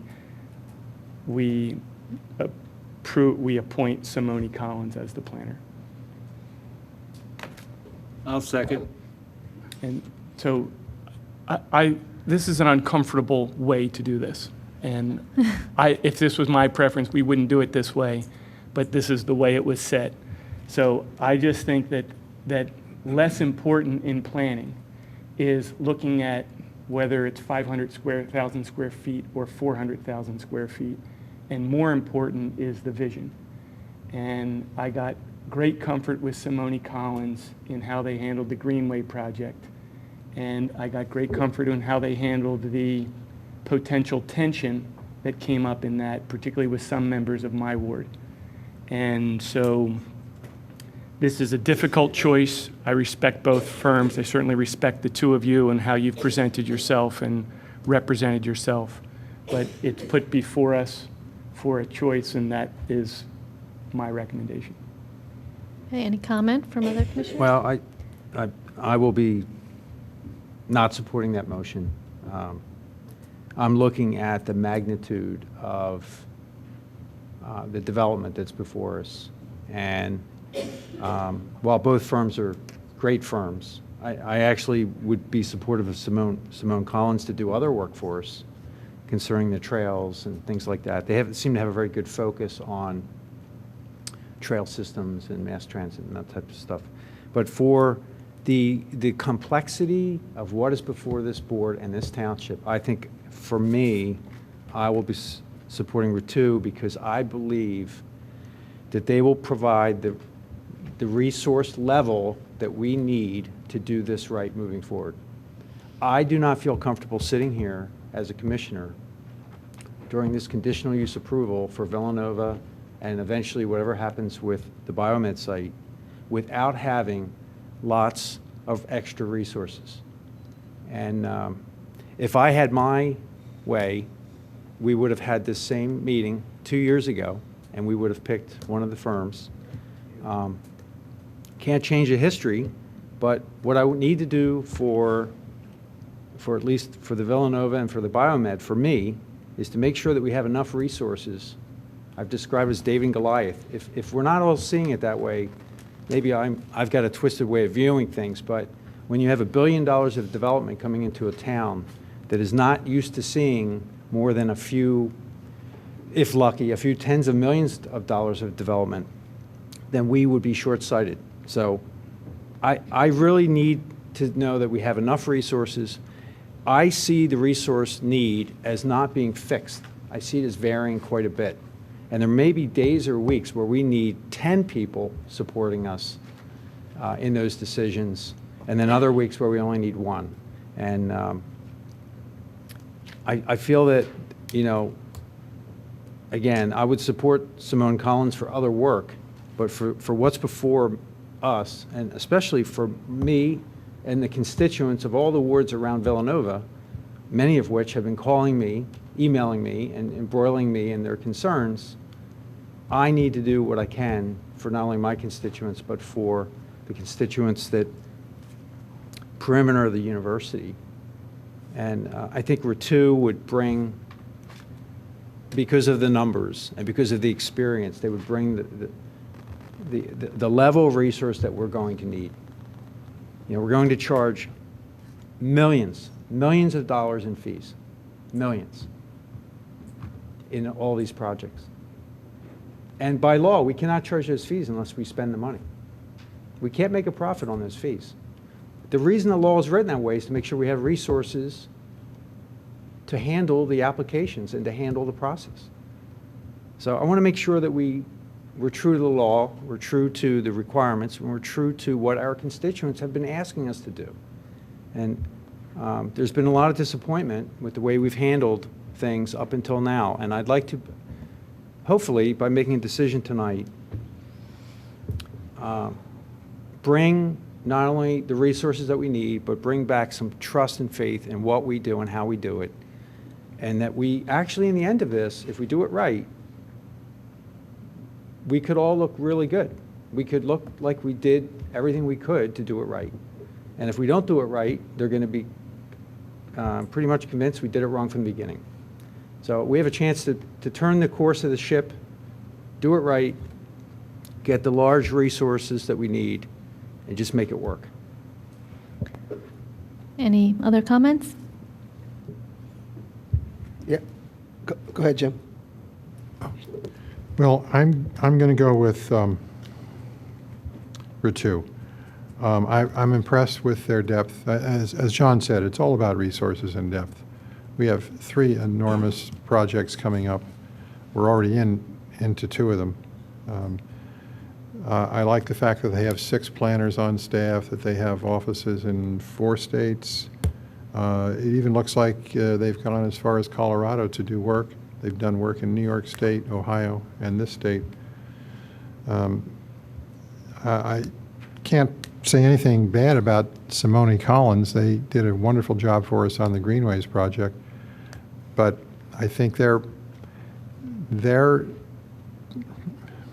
personnel don't have the breadth of experience and the talent that I see, at least on paper, from Route 2. Basically, I think Simone Collins is very, very strong in landscape architecture.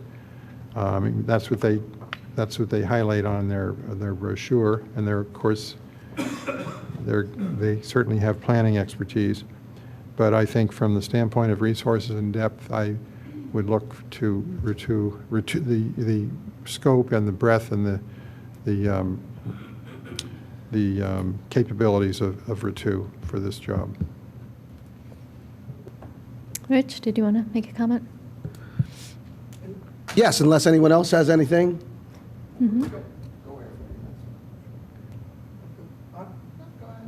I'll defer to you, John, if you want to go first. Well, what I want to say to the folks here, and thanks for the folks from Route 2 as well as from Simone Collins, and I think they're both very highly qualified firms, and I think that both of them are very capable of doing any work that we might provide for them. But what I want to just point out to everyone is the contrast in the way I approach this from the way the leadership of the board does. Elaine 2 times asked both of these folks, tell me how we're going to change behavior. I want to see those slides. Our local government, Elaine, wants to change your behavior. Presumably, you don't know what's good for you. Rich, why don't we talk about the applicants and not Elaine, okay? Thank you. That's what I'm doing.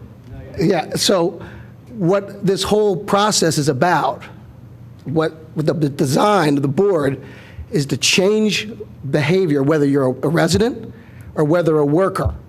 They don't like how you do it. I, in total contrast to that, trust that our constituents, that our workforce knows what they want to do and knows how they want to conduct their lives. I trust our people to be able to provide input, to work with our government here, and I trust that they know how they want their community to be. What we should not be doing with this whole process is designing an ordinance for one single private developer. Rich, we're talking about hiring, we're not debating Biomed or Villanova. No, we've made a point of it here. No, we haven't. This is about, Come on, Rich. both of them have said, we're going to write an ordinance for one site. That's absolutely improper. No one has said that the PLO, the Planned Laboratory Office zoning, is not appropriate for Radnor. It is appropriate for Radnor. It is the law today, and every landowner who has a facility within Planned Laboratory Office has the right to build. They're right to build exactly what they want to build in conformity with our ordinance. What we don't need to do is spend taxpayer dollars to write an ordinance for a private developer. That's not how it works. The developer can propose something to us, which they did. We rejected it. They can build what they can under current zoning. They can come back. They can do whatever they want, but we, as the local government, should not be writing, tailoring a new special spot zoning for a particular site. And that's, in essence, what we're doing right here. If we don't think the PLO ordinance is good, we should address the PLO, Plan Laboratory Office zoning, for all of the 7 sites and for all of the people. No one, and I proposed this in the wintertime, and no one wanted to do that. Finally, if we're doing this because we're afraid that we're going to get 520,000 or 503,000 square feet of office, as the professionals from RITU has told us, we shouldn't be doing this. I am convinced it's not economically feasible, and that there is no chance we will get that large an office building. So this board should not be hiring these folks, spending taxpayer dollars, because they're afraid of a project that would never be built. We should work, if we want to hire these folks, it should not have anything to do with PLO and the biomed site specifically. Now, in executive session, well, how about this? In my discussions with my fellow board members on this, they indicated they want this for the Villanova site. Now, if that's what you want to hire additional planning services for, I think John Fisher makes a cogent and eloquent statement of the rationale for hiring a planner. That makes sense. I am not in support of this because the primary focus is to change the biomed site for an individual private developer, and I think that's aberrant to our system of government and should not be what our goal is in Radnor, to tell our people how they should live. Any other comments? John Nagel. I'm not even going to respond to Rich's comments because they're so far off the mark. However, I am supporting RITU because of their depth. I believe they can do what we need, and they have the ability to blow up and blow down, if you will, the number of people they put on the project as we go forward. I think they will be great for us and help us in this entire process that's going forward, that's going to affect our township for the next 50 to 100 years. Thank you. Well, just to respond to Mr. Booker, you know what, Jim, don't worry about it. It's so off topic and not necessary. I would like to pipe in that I will also be supporting RITU. For me, the staff recommendation is quite meaningful. You know, that our staff will be working with this group who we hire exponentially more than we will. And their opinion of the best match for these tasks is quite meaningful to me. So that sways me, although both firms, I believe, could do a bang-up job. But I feel confidence in moving forward with RITU. So, Bill, did you want to say anything, or should we just? And Don, was your motion seconded? I seconded. Okay. Yes, it was seconded. Okay. So, But whatever mechanism's going to undo it is fine. If it's going, it looks like it's going to pass 4-2 or 4 to. okay, I'll just call the vote. Is there any other comment from staff or from the public on Don's motion? I'll call the vote. All those in favor say aye. Aye. Any opposed? And it fails by a vote of 2 to 5. John, I'd also point out that David actually slew the giant Goliath. Yeah, we did that. So if we are David, then. Okay, would somebody like to make a motion to I'll appoint? move the approval with RITU. Second the motion. Is there any more discussion on that from the commissioners, from staff, or from? I'd like to hear Jim Higgins' response. No. I think I was directly on point. We really don't do that right now. Any And I do public want to comment? confirm one thing. This is not, there's no money involved in this at this point. At this point. They become the planner, and then we will engage them with scope, correct? Yeah, they have hourly rates in Yes. the proposal, so they don't do anything. Okay. All right, well, welcome aboard. Well, we haven't Resume. taken the vote yet. We got a vote. Welcome aboard in Is there any advance. public comment on the motion to appoint RITU? All right, I'll call the vote. All those in favor say aye. Aye. Any opposed? Nay. And that passes 6 to 1. All right, so now, we have now appointed planners. To the point that Commissioner Curley just made, there is immediate work to be done, and staff will work closely with you to define the scope of what we're going to do. However, I'd like to suggest that we don't belabor this, but we take a few minutes so that you can hear directly from the board some general direction of what, as you can see, there are issues that we're not all united on. And Point of order, it's not on the agenda. It's 10 o'clock, and we're starting sort of an open-ended conversation. no, we're going to have a very brief discussion of direction for the assignment that they're going to have in 2 weeks, which we will not meet before then. So I'm going to ask John Fisher to start off with just a very brief synopsis of the direction that you feel this board would like to see in preparing for that, the conditional use hearing. We'll get a quick consensus. Can I'm I- sure we won't all agree. Can I weigh in on this before Sure. you? Yes, please. Go down this path. I'm not going to get specific here. They will be working, there's a special counsel that's been hired, who's already met with the staff.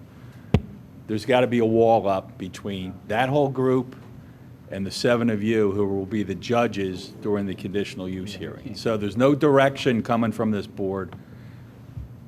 The township's professional staff is to make sure that they comply with the conditional use standards, with the zoning ordinance that was adopted, and then during the course of the hearings, you certainly have the right to ask questions and get commitments once you hear the testimony. But it can't flow from here. You're the judges. Judges don't call witnesses. Judges don't direct witnesses. Okay. Judges don't. So that is, you can certainly talk to Mr. Zinkowski. Okay. And then the planner, your engineer, Mr. Norsini. Right. Your manager will work with special counsel to be prepared for the conditional use hearing. So to the extent that this board has a desire to give any direction, that would be through staff only for the I think conditional. general concerns that you have about the plan, you haven't heard any testimony yet.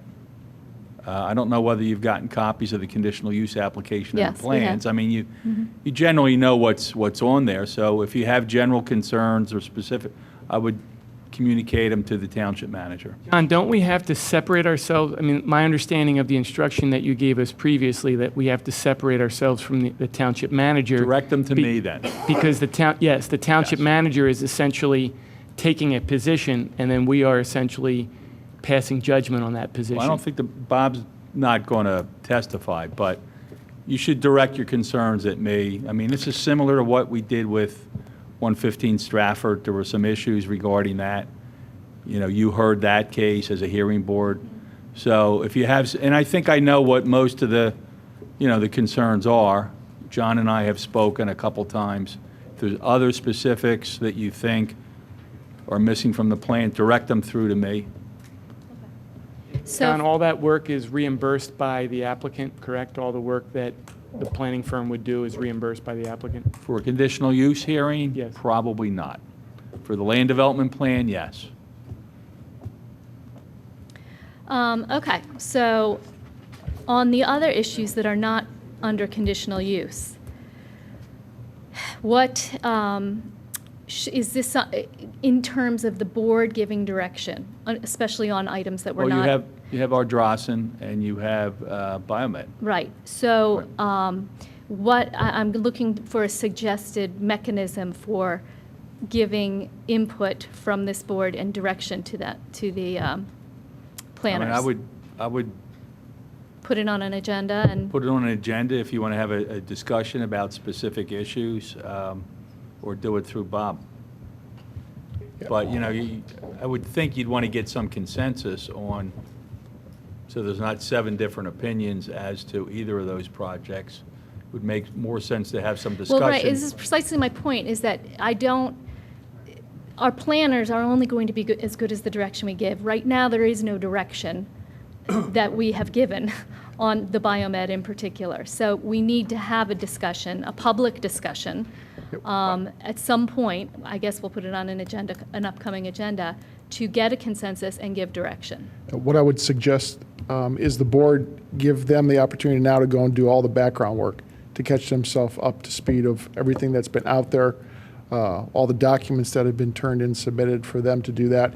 And then, as you suggest, and John does too, we'll have a future agenda item in which the board then can give direction to the planners of what you want to be able to look at in regards to the biomed project, the Ardrossan.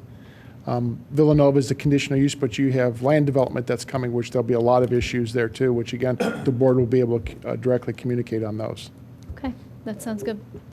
So I'm troubled with open-ended scope like that. I mean, I was under the impression that all of this would be reimbursed by the developer. Now I'm hearing that that's not the case. Conditional use, professionals involved in conditional uses, special exceptions, unless the applicant agrees, typically does not get reimbursed under the NPC. So, John, during the conditional use process, we employ our engineering staff. We pay our engineering staff. This Correct. is what we do every time. Right. And what I'm looking for is the addition to that of having planning services to look at that information. Right. That's all that's what I'm looking for. Right. So this is not unusual.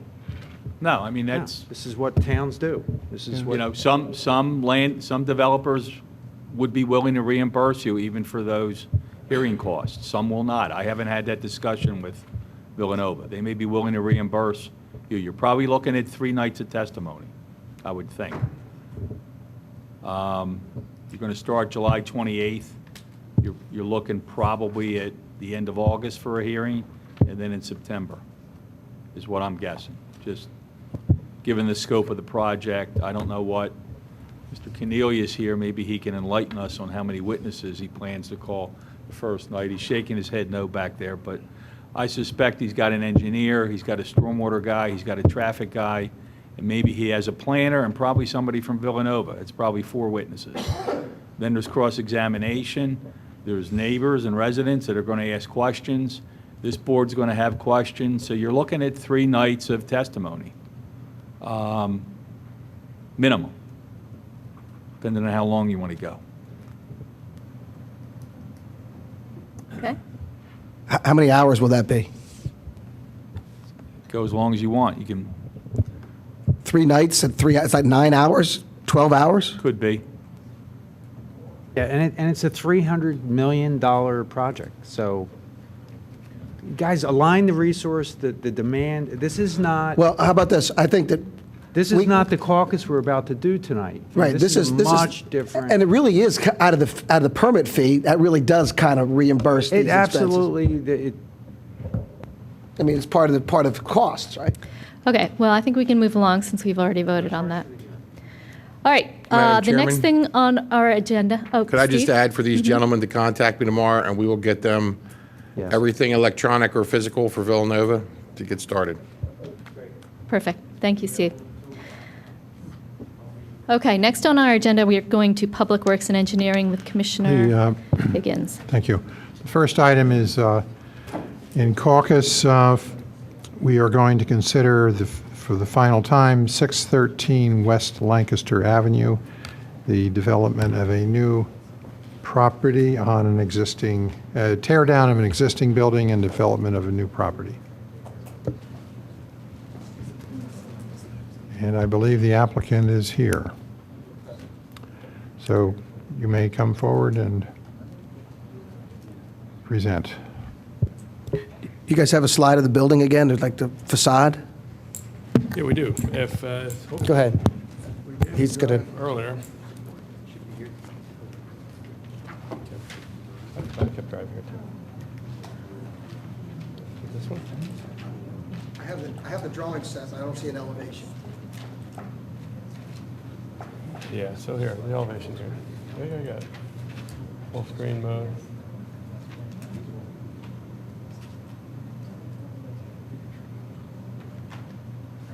There's one of the elevations there.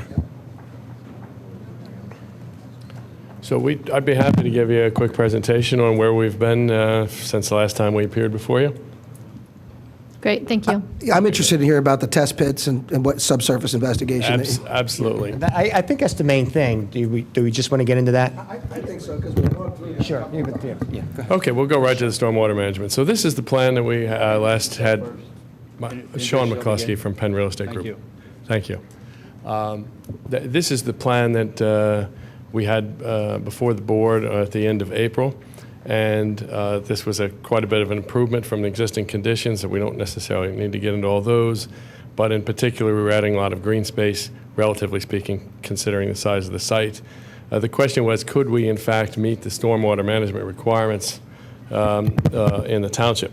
So this plan had in the northeast corner of the site a rain garden. And the question was, could we add any additional stormwater management? So at the request of the board, we subsequently went forward and we did a ground penetrating radar study of this entire property. And the ground penetrating radar indicated there were 2 locations where we might find something other than solid rock, because this site is underlain with rock. Those 2 areas are marked here. The little rectangle on the right, B, outlined in red, and it's actually a pentagon on the left, the A-shaped pentagon. These were areas that the ground penetrating radar indicated we might find something other than basically bedrock. So we've excavated a number of test pits on the site, a total of 5 of them. In particular, we have put 2 more, one in the center of each of those identified areas. The rectangle on the left, we found rock at I think 39 inches deep there, and on the right, we found the one spot in the site we might get lucky on, where the rock is 67 inches to rock in that location. So what we are, and this is a little summary chart showing you not only the depth that we found the rock at, but the depth where we hit refusal, where the equipment there was unable to penetrate the rock. So the deepest possible location was in this area, SWM05. That's going back to this slide. That's the little blue rectangle on the upper right. That's where we found the deepest surface depth to rock at 67 inches. And we are, well, these are some slides that show what it looks like there in each of these test pits. I'll just sort of scroll through these. They're numbered, but it's solid rock over there. There's Kevin Seck standing in the pit with the rock on the left, just to give you an idea of scale. So he's somewhere in the vicinity of 6 feet tall, so you can see where the rock is. So what we've been able to do is we found one small portion of the site that would infiltrate some stormwater, and adjacent to the rain garden in the northeast corner, we are proposing to have an underground infiltration bed for infiltrating some additional stormwater, and that is the area just to the left of the infiltration bed, and it's highlighted up there in the green area with the highlighted in yellow with the area that points to it. So we have been able to add some additional stormwater management in the form of underground infiltration. That's the primary change in the plan since the last time that it was before you. Just a question on that drawing. Yes. It says existing footprint. That's really the proposed footprint, isn't it? Yeah, this is a layered drawing, so under there is the existing, Oh, okay. and that is also the proposed. Right, but it's kind of off the edge of the existing, that diagonal line there. So Yes, exactly. all right, so that really goes in that. Yeah, you're And also another question on that existing building. Is there a basement in that building? What's the Yes, yes. There's a second, it's actually if you want to think about it this way, a 3-story building. There's a first-story commercial space, second floor, and a basement that was also used in the operation of the business. Full height? It's low, but reasonably full height. It's not tall, but maybe it's 7.5 feet. So they probably had to dig rock out for that basement, you think? My theory, of course it's only theory because these buildings were built in the early 20s, is that they started building these stores at the corner of Sugartown Road and 30, and they started working their way up the hill, and they hit rock, and that's why they stopped. Because it never made any real sense to me why there was this row of stores. Why do you have 5 of them and then nothing? And I think it was actually the rock that they hit that stopped this development plan from proceeding back in the 1920s. It's the only theory, though.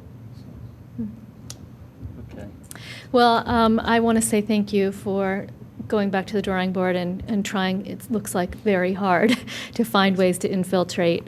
We appreciate it. And you were being very kind in saying that we requested that you do that. It was more like begging and pleading. So I myself am very grateful that you did this. It's, not going to save the world, this little infiltration bed, but it is something. Yes. And, it's better than nothing. Is there anybody else who has any comments or? Thank you for doing all the work. It is a very difficult site. And, you absolutely proved it to me that there's not much you can do there. So, thank you. Okay. Thank you very much. Okay, is there any other comment from staff? Any comment from the have we had actually a motion to approve this yet? No, this is the caucus. Wow, we're just This is we're caucus just in for caucus. final. Okay. Yeah, okay. Wow, you This is guys for have been in front of us a final. See you lot. at the next meeting. Right. Okay. Thank you. Do you have any questions for us or anything that you need No, from appreciate your consideration and your time. Okay. Thank you. All right. Thanks so much. All right, thank you. The next item is a final consideration of two projects, 2014-61 for Wayne Elementary School and 2014-62 for Ithan Elementary School. And this is, the applicant is the Radnor School District. Mr. Burnaby is here, I believe.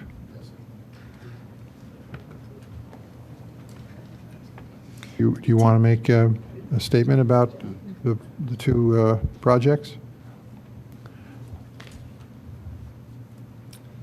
I'm Kevin Momini. I'm the project engineer, and we're here for both the Ithan and Wayne. And as far as we're concerned, the comments in the resolution are acceptable. Okay.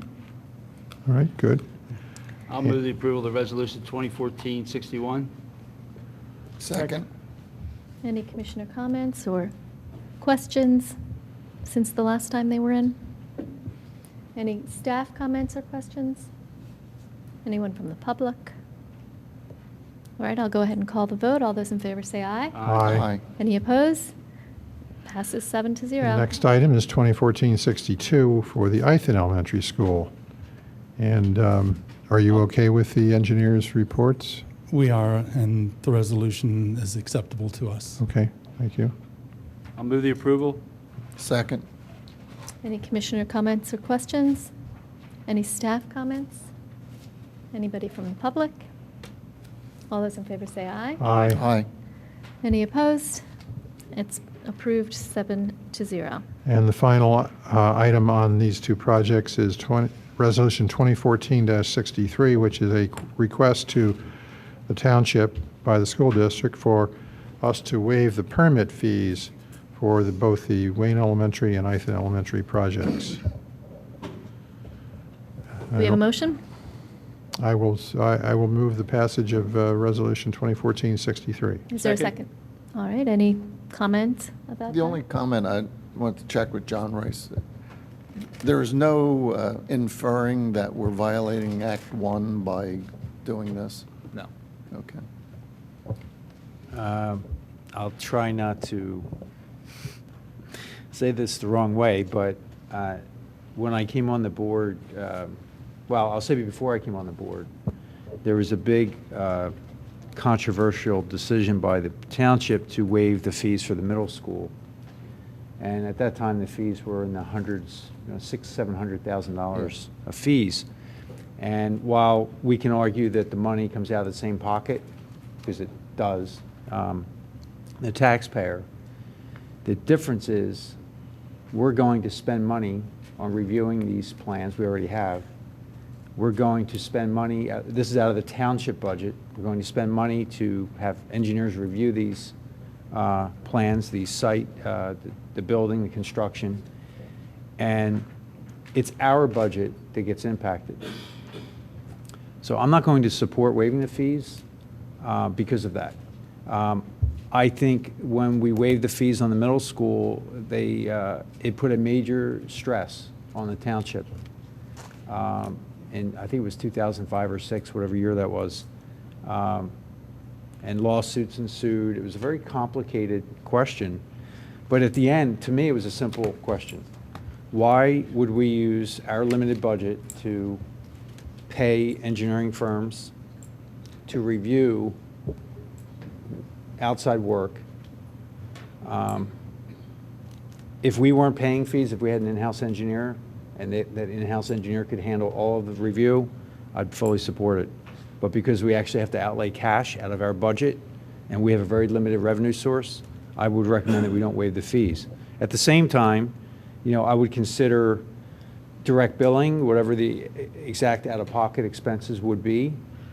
Instead of waiving the fees, just bill the school district for the out-of-pocket expenses for the review. But I don't think it's fair that and I don't know how much the fees are. I have no sense of what those fees are. Can we get a sense of that? Sure. We did an estimate. The estimated cost is around $91,000 for both projects. Leo this afternoon provided us information that there is $20,000 in escrow that they've put in for the township for engineering review and that, as well as $1,550 for each land development.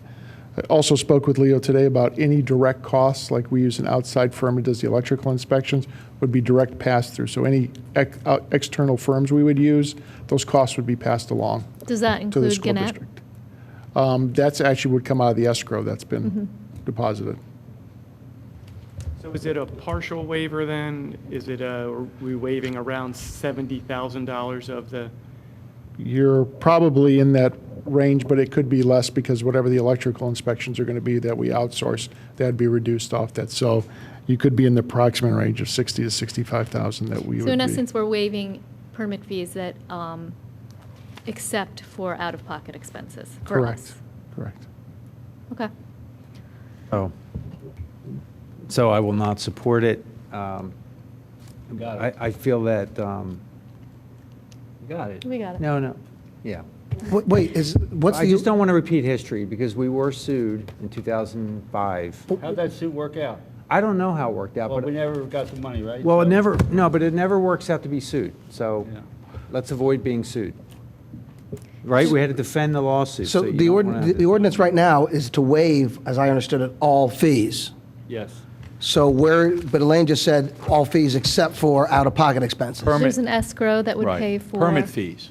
I understand. So you have a fee resolution. If you build a certain size building, you pay X building permit fees. Okay, so But you're separating, so the contractor's fees they're paying to construct, to get a building permit is separate from fees? Professional fees that Gilmore, Gannett Fleming do in performing the engineer reviews and then the inspections during the construction, they're not permit fees. They're your other Out of pocket. professional fees. They're out of pocket. And that's part of that $20,000 escrow? That'll be reimbursed through that escrow.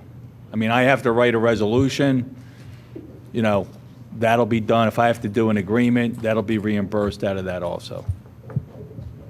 Okay, any other questions? or Yeah, any comments? danger, if you approve this, don't they have an argument that escrow? No, it's already posted. They've signed an agreement. Yeah, it's just permit fees. Well, they have an argument. Any other questions? I'm going to oppose it for the reasons that John Fisher identified.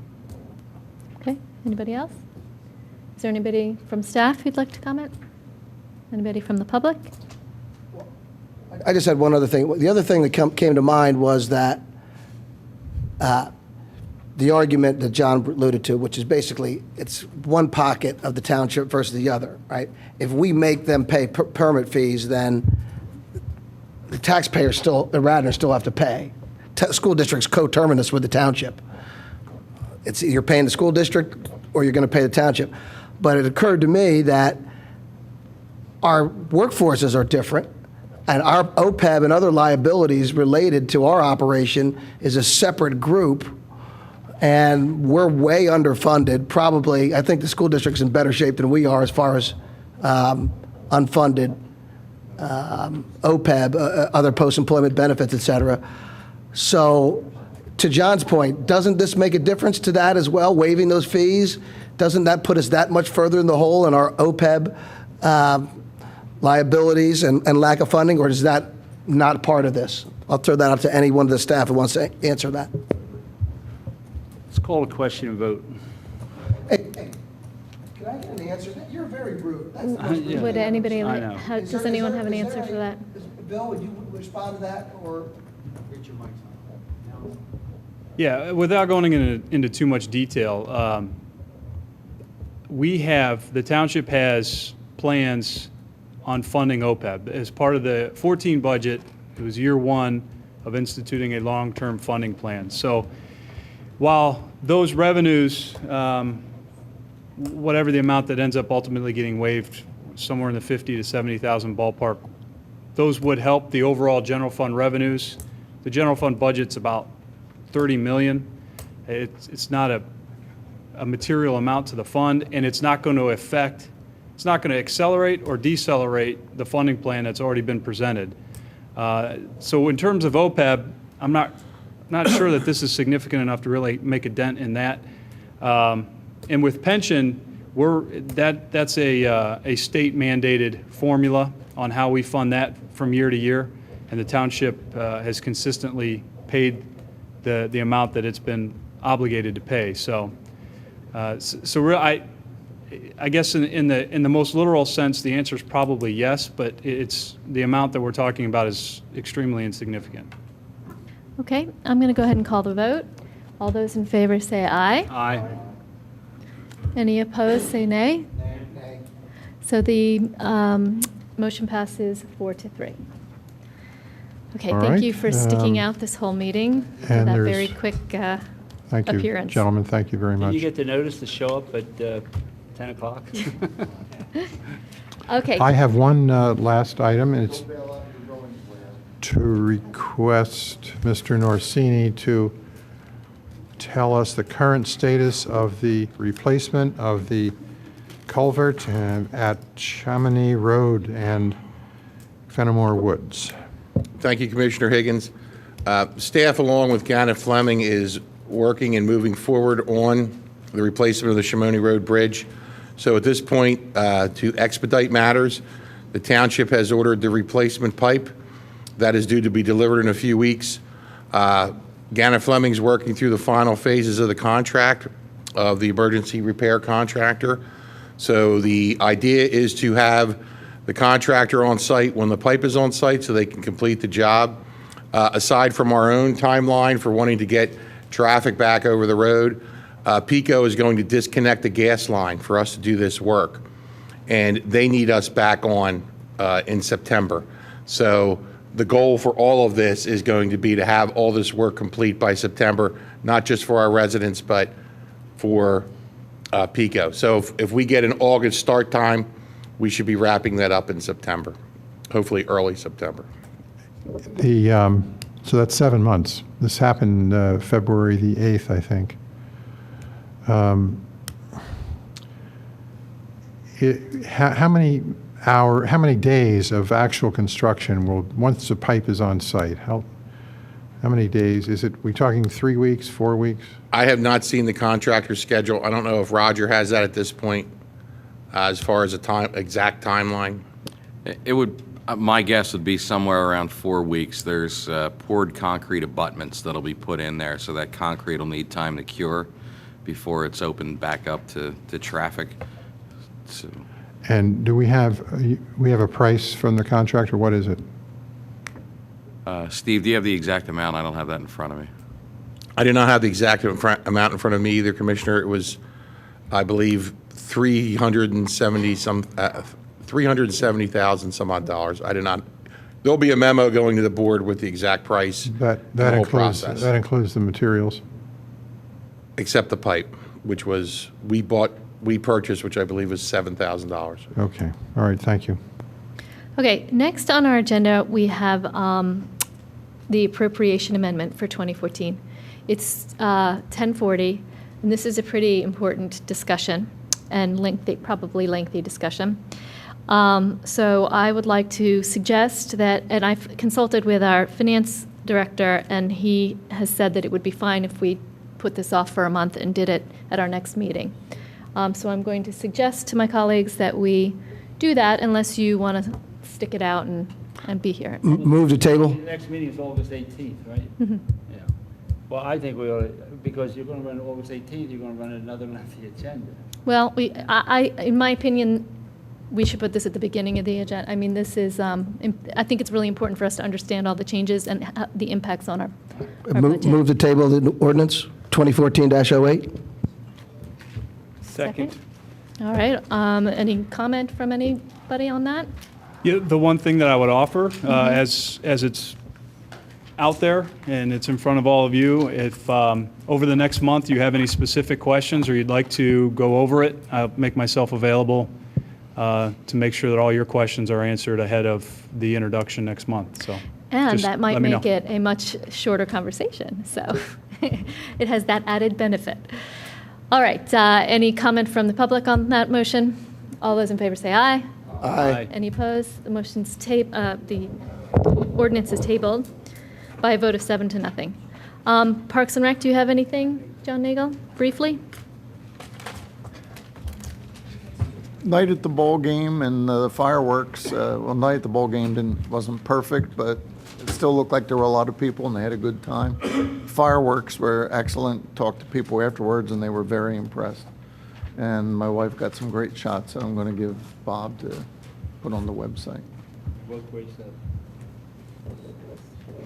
They woke. And the camp out was great too, John. Woo. And I visited Don the morning after the camp out, and he didn't look too bleary-eyed, Yeah, so that it was must a have real been a hit. great time. And Don, didn't we want to mention the guy from the Scouts that did such a great job with the camp out? Yeah, I don't remember the troop number, but it was organized by the Scouts. Correct, Tammy? They made a great contribution to it.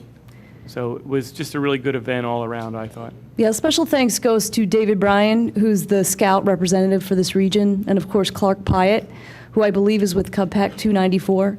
So they give a lot of support to the event, and we definitely would want to thank them because they posed a lot of the leadership that occurred that night. Also want to thank Sarah, too, because she was here. I know she was one of the stops along the nighttime hike at the garden, so it offered her the opportunity to show off the garden to all of the campers as well. Great, thank you. Public safety, no report? Library, Commissioner Higgins? No report. I do. I went to the library committee meeting on June 19th. It was very interesting because I got some important information on the plan of the library board to expand and reconstruct portions of the building. They are looking at about a $3 million project, and this would add space for meetings, make the building more functional for the 21st century. They don't plan on adding any shelf space because the future of libraries is not so much in hard copy books, but in other things. It's a 6,000 square foot expansion or redo, and as I said, $3 million total cost. The library will be looking to the township for a contribution of $500,000. The library will seek a grant from the Keystone Grant from the Commonwealth of Pennsylvania in the amount of $500,000.